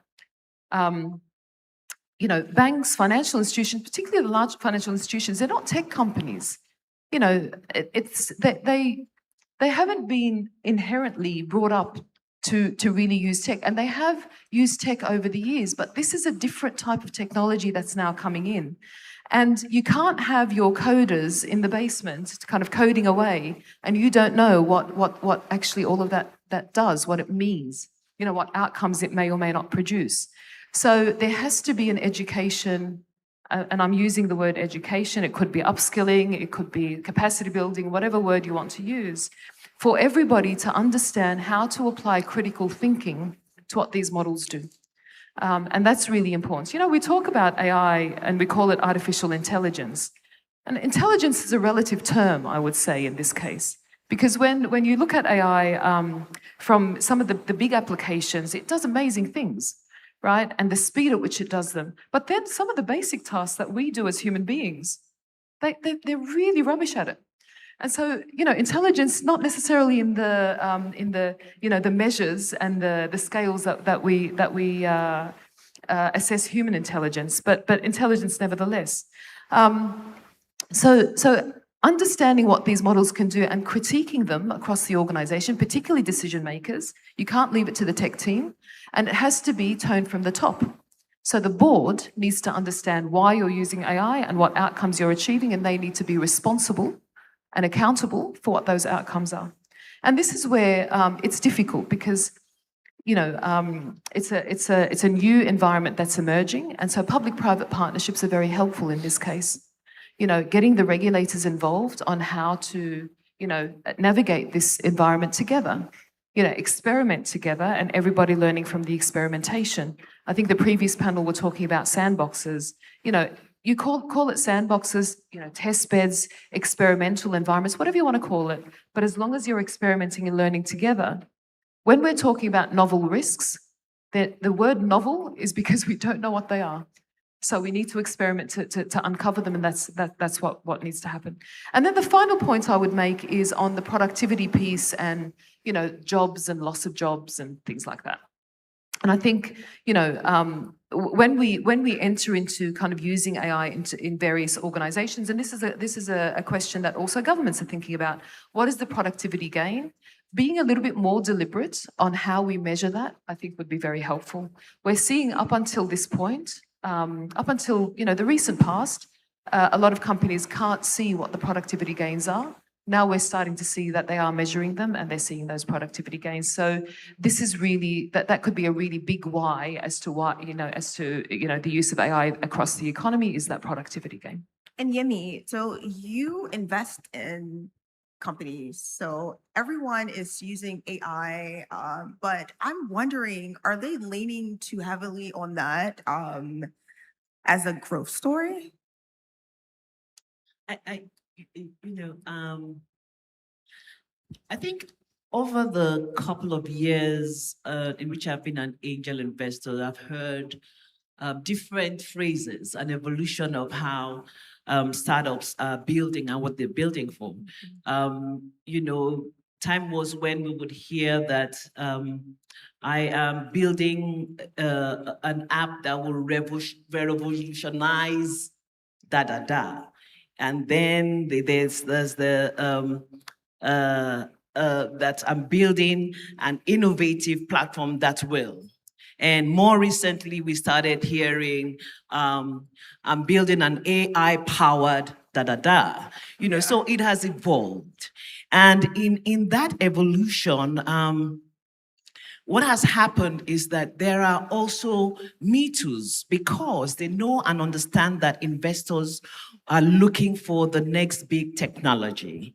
And if you read the last OECD report, it says that in 2025 alone, about 250 billion had VC investments in AI technology, and that shows you how massive this has been.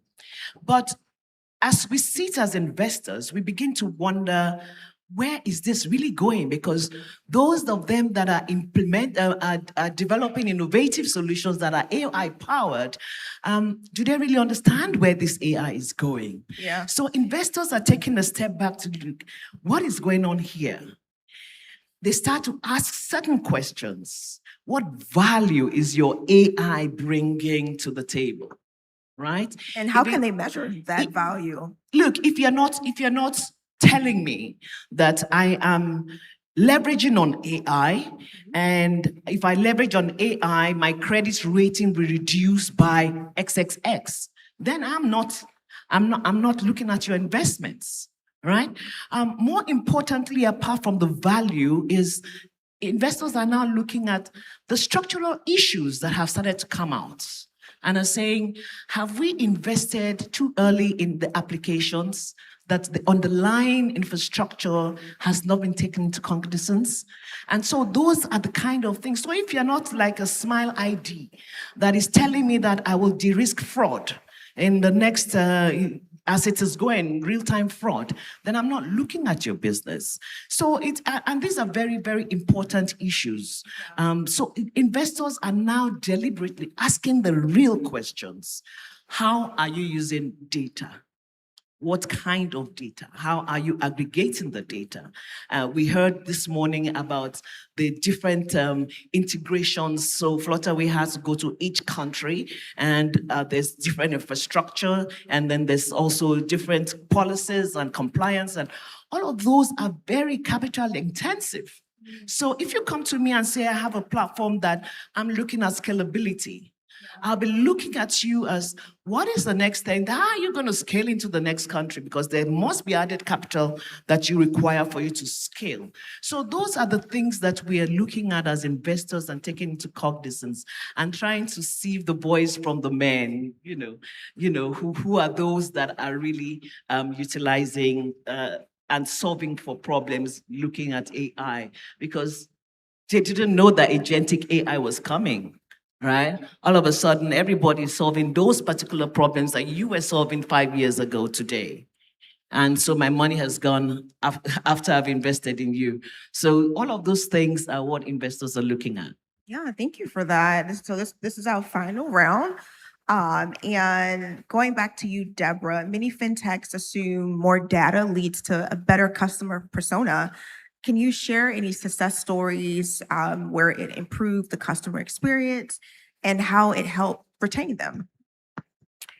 So first off, I think that thinking is really a myth. Just having more data doesn't necessarily mean that you get to know your customer better. I think what separates matured AI companies from basic ones is the feedback loop. And you should be able to collect data in a structured manner, right? You should have an intent to use it. With all the consents and needed regulations being taken note of, you should have the intent to use it. You should also have a proper analytical tool to be able to analyze that data. Other than that, it becomes just expensive noise. Practical use cases would be what we are currently doing even at Impuntu with our CRM that we also give to our enterprise customers. So what we've done is to move it from just a data collection tool where you have a lot of customer information sitting there to a proper channel or a central database that is analyzing the customer's engagement. So we start off the engagement from a consent place where, you take it from either the call where you inform the customer that you are going to be measuring its engagement or analyzing its engagement with the staff in order to provide it with a better service. This is usually a consent that most companies have. However, most companies will stop at the data coming in and not analyzing it. So that's the feedback loop I was referring to. So now you have that, the engagement has happened. You also have the customer's actual usage experience on your products and services, which you're also collecting. That's valuable information. Then you have all the lead engagements, points and notes that you made that is in the CRM.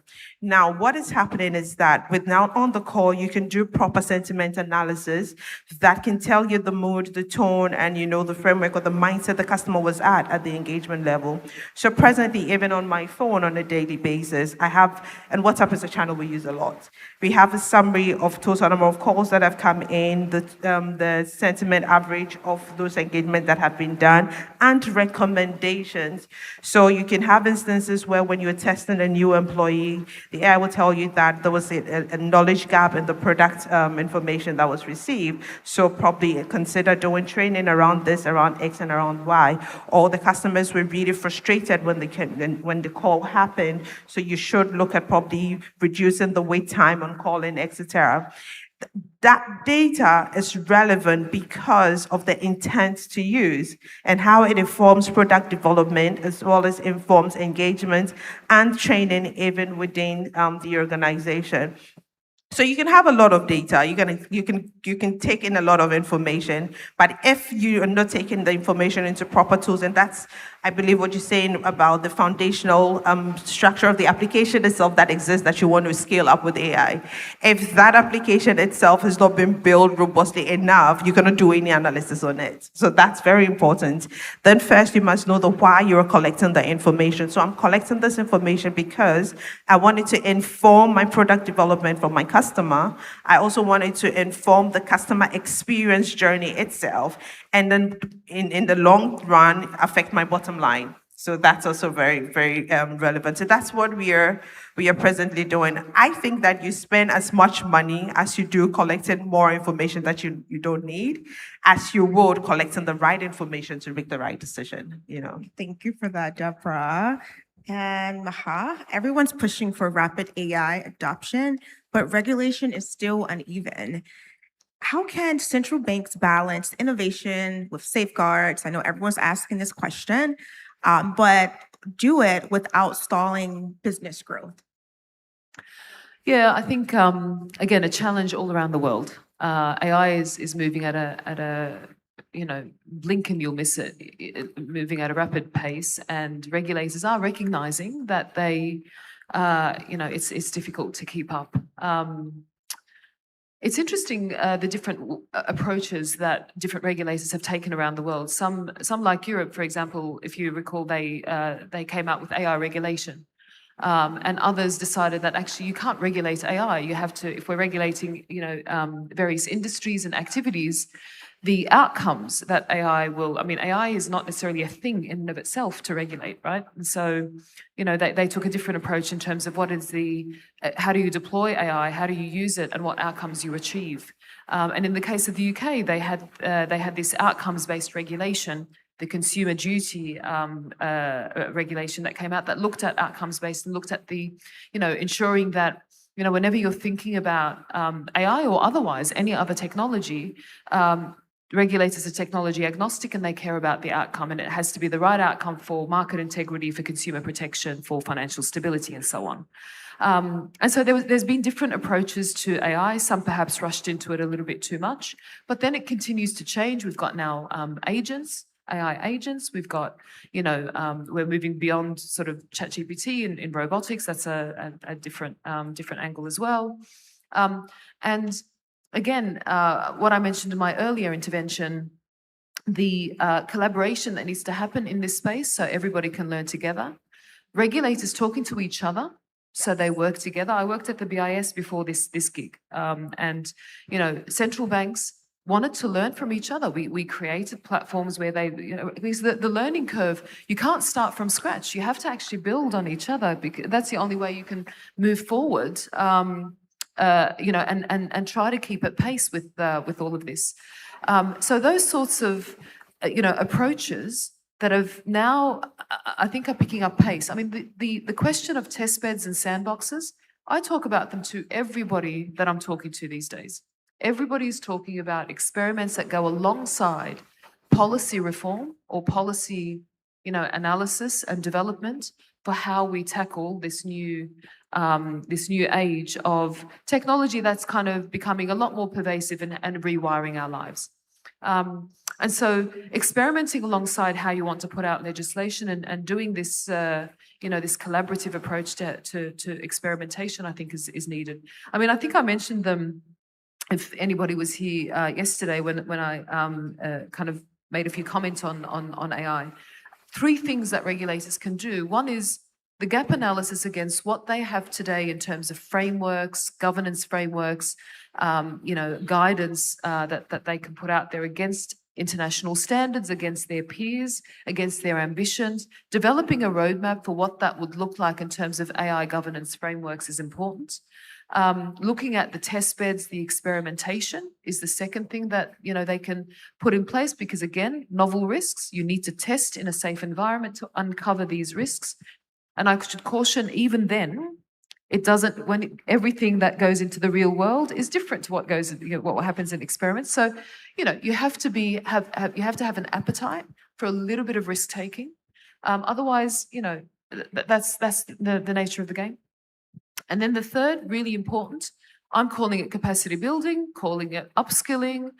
Get to understand what this technology does. It's going to impact all of our lives, and I think it's important that we get to understand. These three things going hand in hand, regulators can start to think about, can implement them at pace, and try to really be sort of engaged in the conversation. The last point I want to make, because we always talk about regulators not staying ahead of the technology and not keeping up, and regulators must, and I think, I talk to regulators all around the world and they say responsible innovation. Well, what does that actually mean?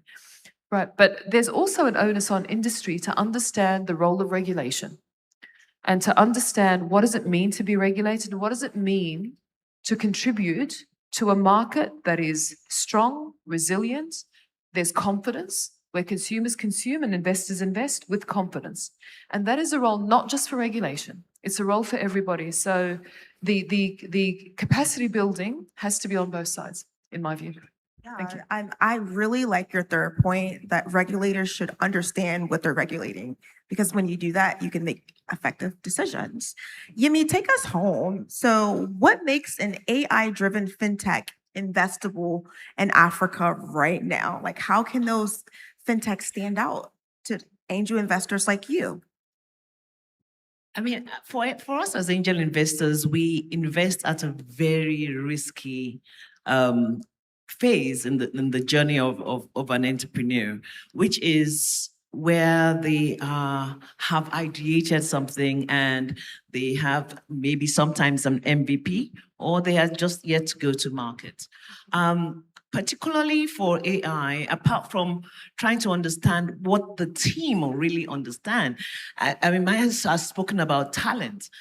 One of the major issues that AI companies have now is a talent, the depth of the talent that understand what you're really building and what you're solving for.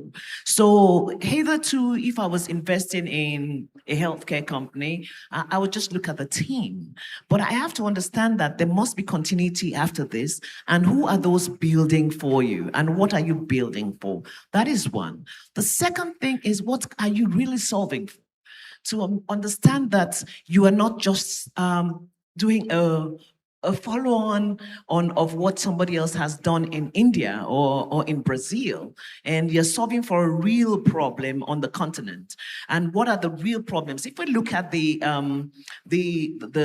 African fintech, you showed it on your slides yesterday. They're solving from onboarding issues, the KYC and identity. They're solving for fraud detection right now. And there was a third one, credit ratings.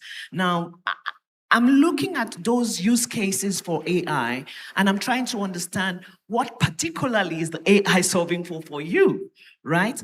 And if you're telling me that the product in itself can scale, I want to know how far it can go. We've talked about integration. And so what else is the capital injection that I have to do after the first iteration? Who is going to use all of this, or who is going to make me exit, right? I'm looking at all of that as well. And more importantly, is the product market fit. I had about 2 years ago, I had someone come to pitch about stable coins. And I'm like, hello, I do understand this. Where are they using it? How are they using it on the continent? But today on this stage, I've heard that Flutterwave is implementing, and I'm saying, I think the time is right. And so I'm going to call the founder and say, hey, what you pitched to me that 2 years ago, what's happening with it? And so those are the kind of things that that we look at, particularly in AI founded businesses. Thank you so much for that. All right. I think what's really come through clearly is that it's not just about technology or innovation. It's about the people, trust, and data, and how it's been used in real lives. As AI and open finance continue to grow, the big question is not just what we can build, but who it's built for, and whether the system we're creating are actually inclusive and fair. I want to say thank you so much to my esteemed panelists, and I want to urge everyone, do not follow me on Instagram at Eden Harris News. Do not follow me on Instagram at Eden Harris News.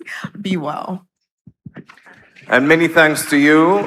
Eden Harris, US Africa correspondent for Connecting Africa News, Devex, please. A group photo with the panel members, Yemi Kerry, Maha El Dimati, Deborah Asma. We thank you for lending us your great insights. I'd like to acknowledge especially the presence of the Director General of the West African Monetary Institute who joins us. Make welcome Dr. Abdul Salam Sikiru Abidemi. Thank you very much for joining us. Together with governors and deputy governors of central banks from across the continent, please, let's make them welcome with a round of applause. Thank you for joining us yet again. And so we're gradually coming to the end of today's first session. We've heard about AI, open finance, value creation, building Africa's intelligence economy. And new things have come up, such as central bank, digital currency, stable coins, Africa's financial future. The big question here is how can African countries position themselves in a fragmented global system where digital currencies may redefine trade, settlements, and influence? Well, the answers lie with a very spirited and knowledgeable panel. It's my pleasure to invite, as they take their place here, the Chief Executive Officer, FINCRA Ghana, Yao Amoa Edum Atta.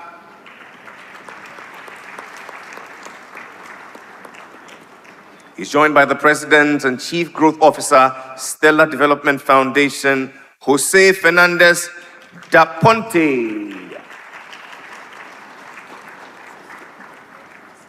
We make welcome the Chief Executive Officer, WeWire, Ebenezer Gane.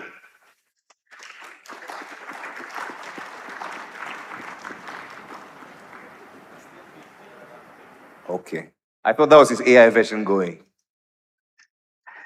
We make welcome Dominic Owusu, is the Director, Currency Management at the Bank of Ghana.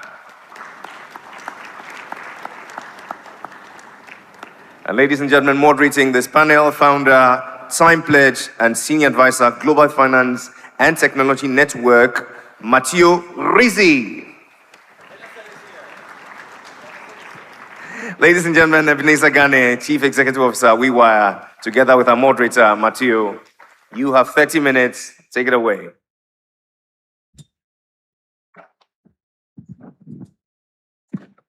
Okay. It's not a very diverse panel, is it? We need to make it up to the crowd. Let's start with 1 minute each because the topic is already kind of hostile. So let's figure out why we are sitting in this chair. Start. A minute, please, each. Right. Good morning, guys. So my name is Yao.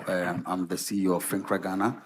FINCRA is a company that builds powerful rails in view of stablecoin, cryptocurrency. We are large in cross-border remittances. We have one of the largest pool when it comes to FX within African markets. And one of the most things we do quite efficiently is building rails for off and on-ramp services for the corridors in Africa. Basically, that is it. Thank you. Jose.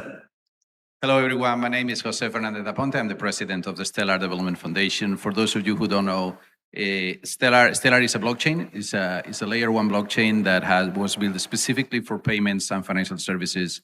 We've been around for more than 12 years now, and we've done a ton of work around stablecoins, asset management, asset issuance, and a lot of work in the continent as well. And thrilled to be here with all of you. So my name is Dominic Owusu, Director of Currency, Bank of Ghana. Background, engineering, now into finance. So I issue the money you spend locally in Ghana. The one who did the least presentation, Dominic. Thank you. Ebenezer. Hi, my name is Ebenezer Gani, founder of WeWire. We are into B2B cross-border payments, and we pride ourselves as Ghana's biggest in that space. Yeah.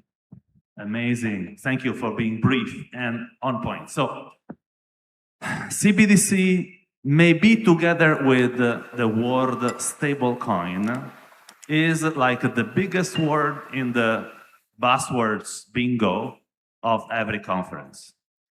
Actually, when you start as a central bank to implement a CBDC, you potentially maybe pick size, geopolitical size, technical size, standard size, the risk, right?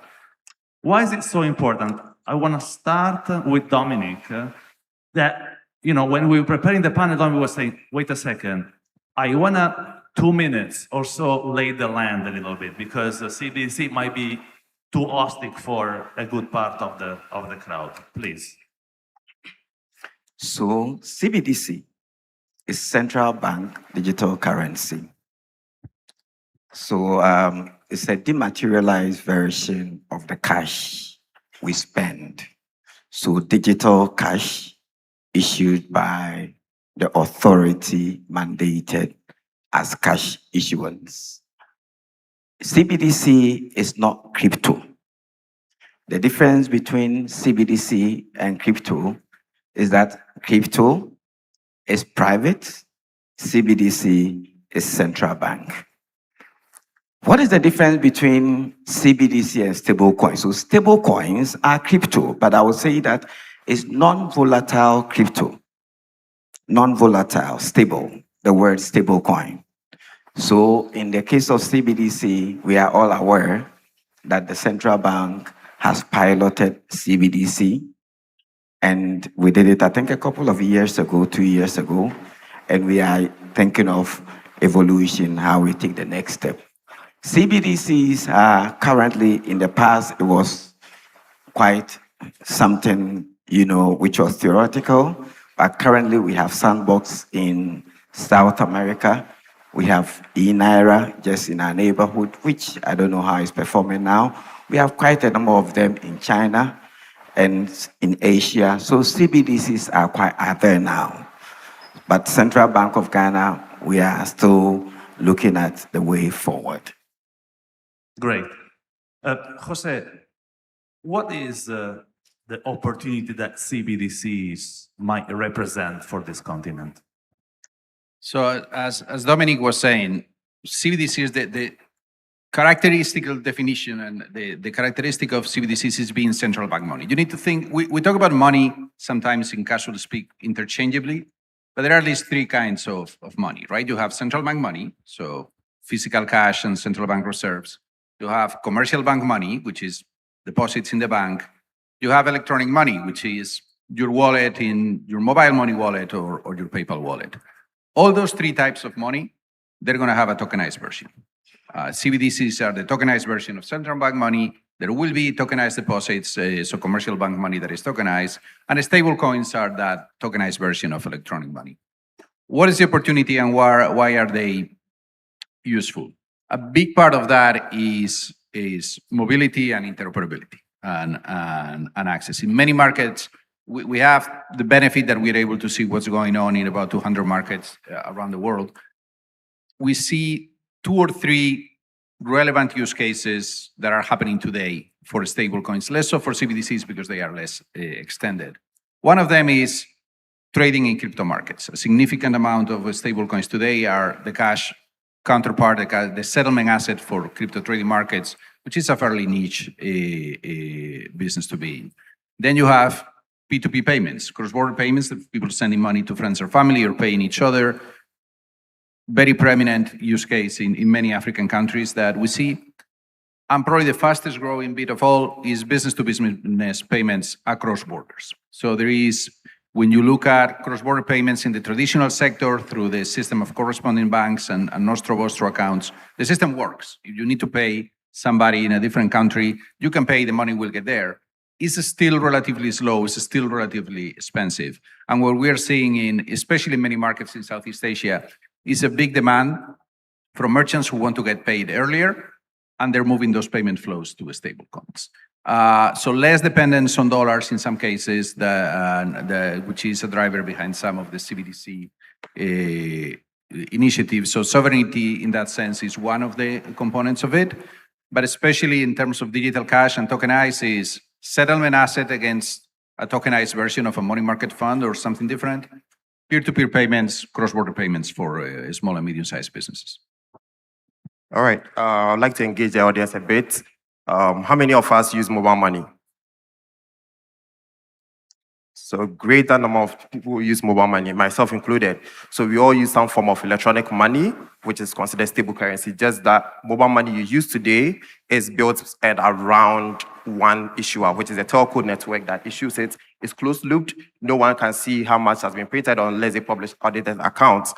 But stable currency brings that on-chain. What that means is anyone can be able to see how much has been issued and can be able to verify it on-chain. So players in the space, we don't like to consider stable currencies as crypto because it throws people way off because crypto has not done well in terms of publicity. But we consider it as electronic money, just as mobile money issuance or digital money.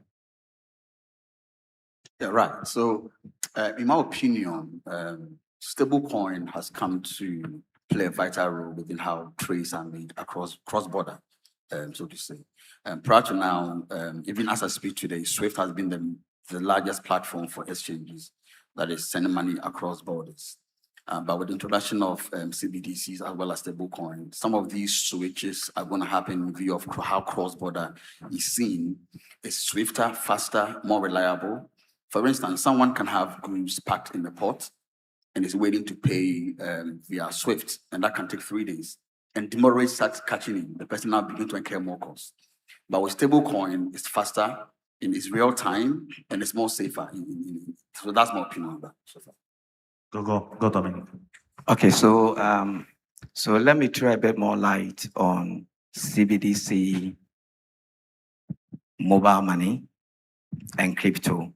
So CBDC is the technology could be blockchain, just like crypto.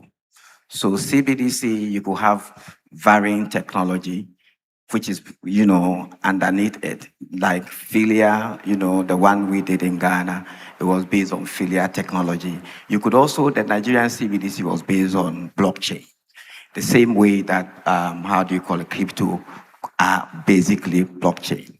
But let's look at CBDC. It's central bank issued money. So it's just like cash, but dematerialized version of the cash. Just like currently, mobile money is sitting on the cash in the account. Mobile money, therefore, becomes a derivative. It's not the cash itself that BOG issues, but it's a derivative of the cash. So what is going to happen between CBDC and mobile money? What we should appreciate is that CBDC is not supposed to be competing with mobile money. It's supposed to be like the underlying asset on which mobile money will be built. And the central bank is just supposed to give us the platform, the architectural platform for the fintechs to work. I think that's what I want to ask. Sorry, can I ask a question?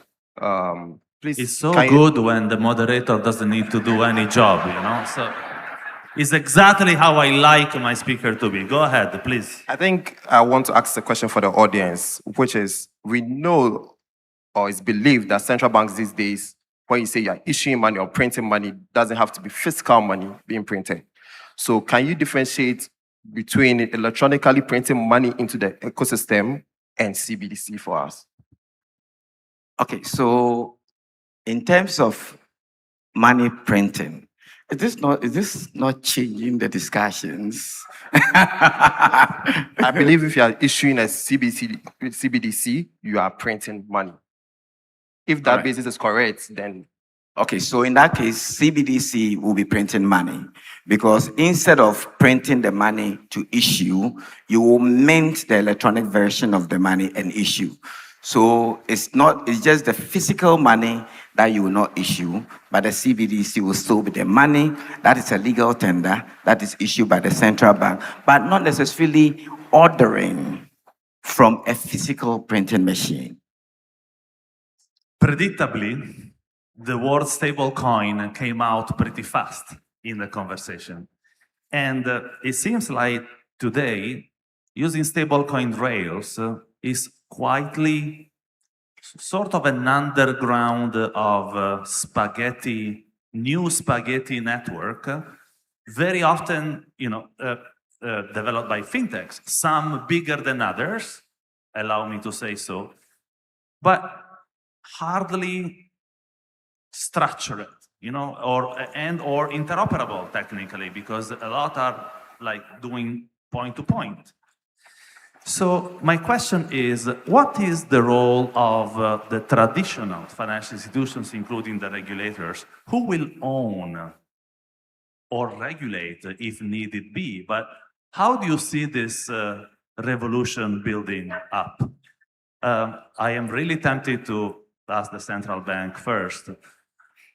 Okay, so I hope I got the question right, but in terms of, we know that technology is the bedrock of innovation.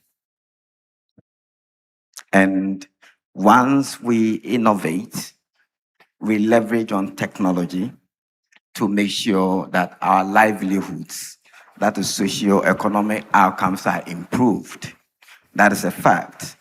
And that hinges on financial inclusion, which also, leverages on innovation to ensure that at the end of the day, poverty is alleviated. But behind it, the question is, how can we innovate? Make sure that we improve the livelihood of the people with innovation and still maintaining our monetary sovereignty. How can we maintain our monetary sovereignty? Do we maintain these monetary sovereignties in vacuum, in silos, or we need to get them interconnected? We say that sovereignty is not decided, it is not declared, but it is designed. And whoever owns or controls the rails of money does not only facilitate trade, but holds power. The question that we need to ask ourselves as Africans is that to what extent are we innovating? Are we building all these sovereignty blocks, but still making sure that these logical boundaries are removed so that we can have an overarching, multifaceted, ecosystem, blockchain, interconnected, that will give us seamless, transfers, connections with no challenges. I think that is what, as a central bank, we are looking at, but still also making sure that these systems are regulated. We are conservative. We'll let the private people innovate on us, but we make sure that regulation becomes key. I want to listen to what the fintech has to say. Yeah. Right. So I just want to give a bit of a context before I jump into the real question. So Ghanaians or Africans in general, especially just use Nigeria and Ghana, have been heavily invested in the private sector when it comes to stablecoin or cryptocurrency, with or without the central banks involved. So it's quite a very innovative way of looking at things when central bank now begins to come into the whole scene and trying to bring some sort of regulations, because I can give Ghana, for instance, we have most close to 3-something million users using cryptocurrency, unregulated. And so what happened then is that money leaves the position of the banks into Momo accounts and using that to do the trade-offs. And so the on-ramp service happens between that and then the Momo account, even through to the Binances and then the exchanges. The issue here is that banks were losing money because we don't know where the money is going. It's going in ways that are not reported. They don't have controls over that. So Ghana taking the charge and leading that last December, coming up with the stablecoin, virtual assets framework, is in the right direction in the way of controlling that. But real power is with those who are doing the last mile termination, as well as those who are controlling the liquidity pool. So you look at someone like Binance, that has one of the big exchanges. Yellow Card is one of the also great exchanges. These are entities with large liquidity pool that can support the transactions right from start to the last mile termination. Then comes into the ecosystem of those of us in the PSP's framework, where we are now doing the last mile termination. So real power, one is with one who has the liquid pool in cash management, and the second, the one controlling the last mile termination. In my opinion, these are the true controllers. However, the central bank plays a very good role in bringing the framework that makes it legal, and also assuming someone is duped in that process, can report to a central bank for some sort of mitigation. Yeah, it's funny how a lot of bankers I speak to feel like their job is going away. But I say this, that if you pick up the flow of funds, whether my brother here has just mentioned that money moves from the banks to mobile money networks. But the question is, the money moves from banks to mobile money networks. That mobile money networks have their reserves still sitting in the banks. So the money didn't move. It's just an electronic version that moves somewhere. And also the mobile money networks are also licensed players. So there's not a vacuum being created or money is not moving from the ecosystem. It's the format in which it's delivered that changes. So at the end of the day, reserves still sit to the bank. Stable currency issuers will still need banks to keep their deposits in. Stable currency, for example, if they are for enhanced PSPs or switches to be created, they will still need banks. So banks will not go away. So I tell this to say that bankers should not be scared about the technology. They should rather embrace how their business model is going to change and adapt to that change. And so in terms of the regulation, the role of the central bank and stablecoins, I think from seeing what happens in other markets, there are at least 3 places where the regulator interacts with the stablecoin. The first one is by providing guidance and clarity to the private sector, whether this is something that you can do or you cannot do.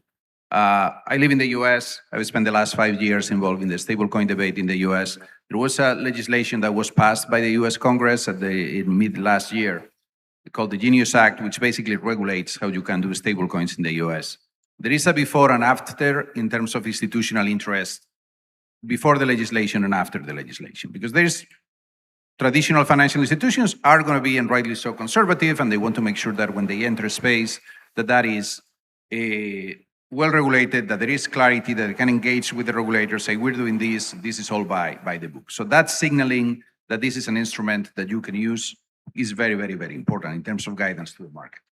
The second one is the architecture of the regulation itself. So what are the characteristics that an issuer needs to have? What are the capital requirements? What are the redemption requirements? What are the anti-money laundering and KYC obligations?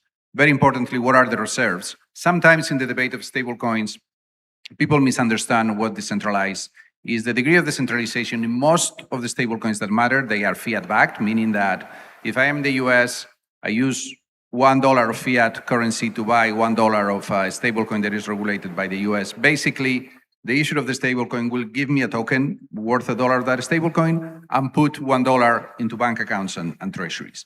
So by design, that reserve is centralized. So if the regulator wants to have access to those reserves, they are held at regulated financial institutions. And the third part where that has to be regulated is the on-ramps and the off-ramps, the connectivity between fiat and stablecoin, because eventually the money that is denominated in stablecoins need to be able to get in and get out and go back to traditional financial accounts. There is a lot of debate about whether stablecoins are a threat to bank deposits. I don't think that is the case. Eventually, the money will move fluidly between bank accounts and stablecoins. And how does that get regulated and making sure that there is no slippage or excessive fees when you're going between fiat and digital is another part where the regulator has a ton to say. Yes, so I think he's right. It doesn't affect bank deposits, but a question for us 3i African Summit for us is that who gets the real benefit from stable coins that are hinged or that is hinged on foreign currencies?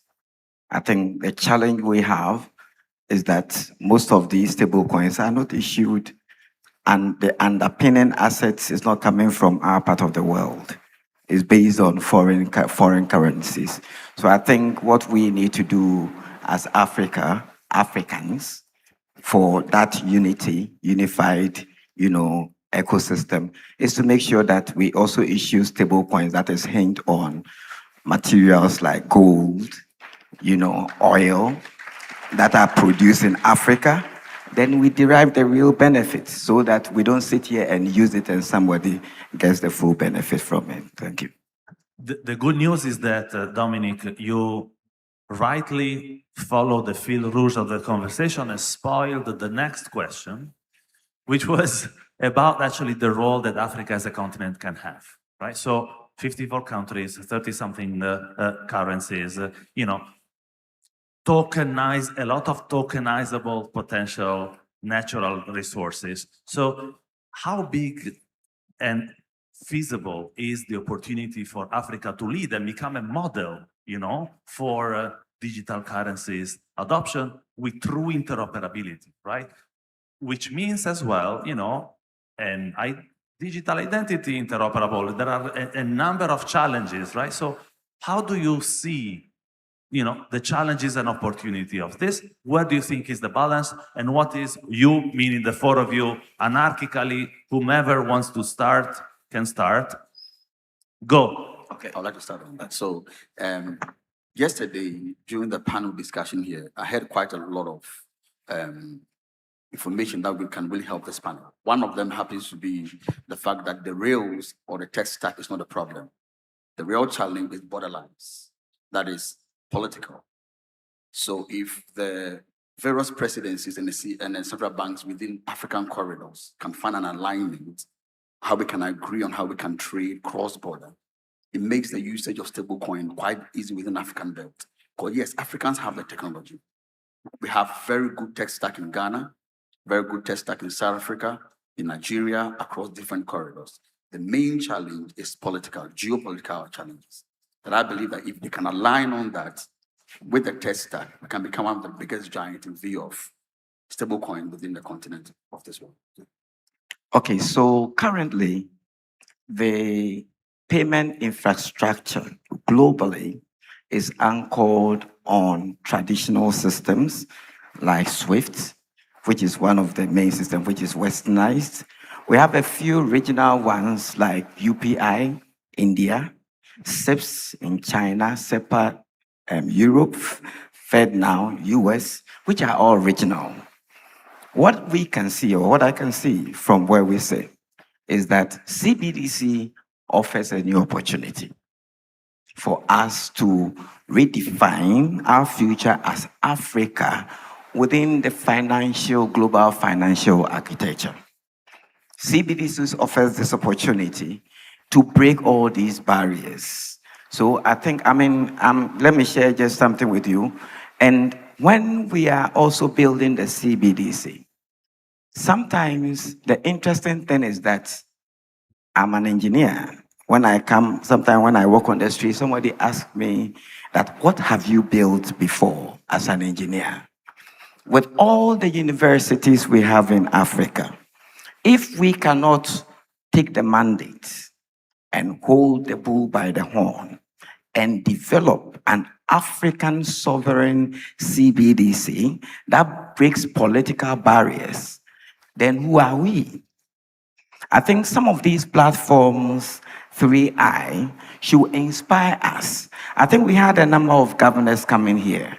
Some of the milestones, I don't know if Oreku is around, some of these platforms must live with a milestone that by the next fintech 3i, we will have this done.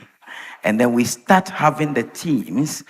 We have good universities that has all the technology to do it. What are we waiting for? We must start from a point. So Africa, this is for us to build something phenomenal that Africa can share in the whole world.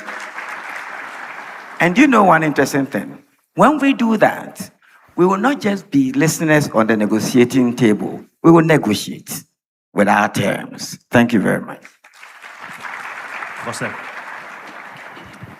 So Dominic was saying that earlier. Local currency denominated digital instruments are important. They are very important. The vast majority of stablecoins today are denominated in dollars. I think that's a starting point. It's not an end point.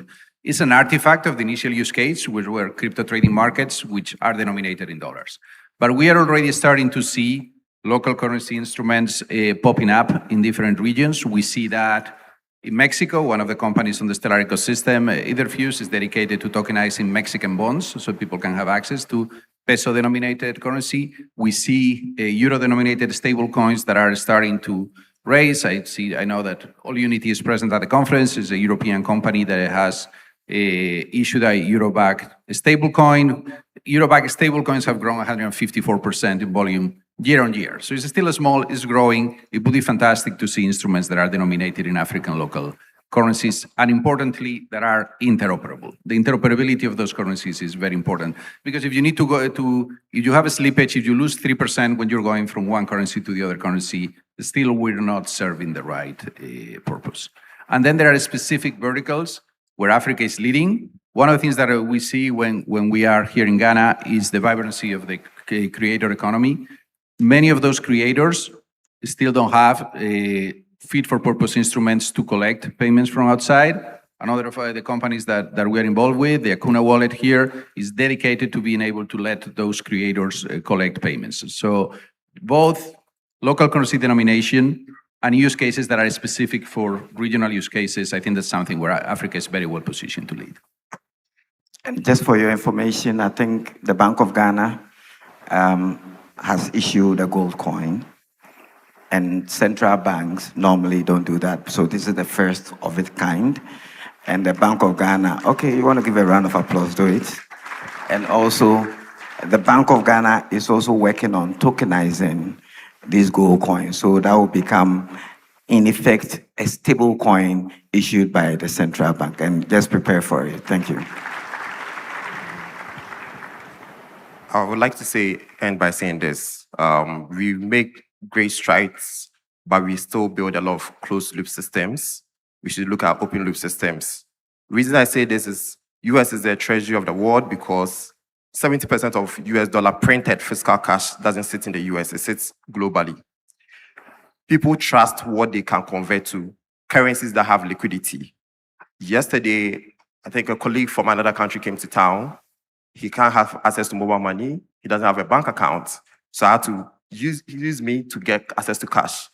Think about it. This same person has USDT or USDC on his phone and has never gone to the United States before because there's accessibility to it. So we should be able to create stable currencies that bring adoption and accessibility to everyone. We are buying into foreign currencies, stable currencies, and increasing the treasury of other nations. Are we opening up our stable currencies infrastructure? Because if stable currencies are backed by treasuries, and Ghana has stable currencies that someone sitting in Hong Kong, anywhere in the world can purchase into, it's a show of confidence into the economy. So we should be able to build more open loop systems in their place.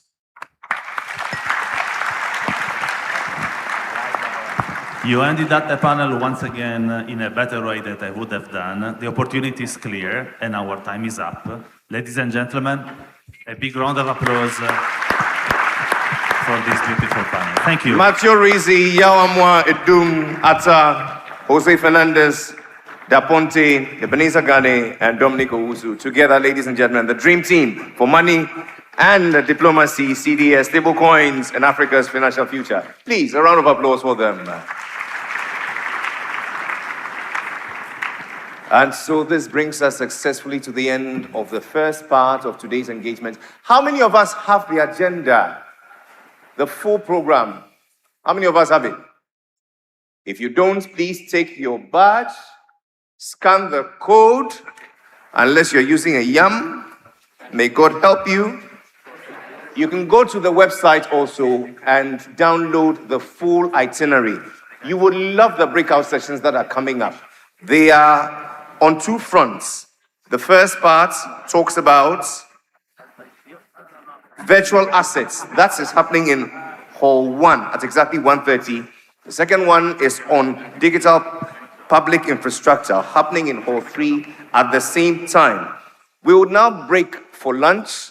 Our VIPs will be escorted to the VIP area, and all of us will move over to the lunch area. At 1:30 prompt, we begin our breakout sessions. Ladies and gentlemen, bon appetit, but most of all, I wish you fruitful deliberations.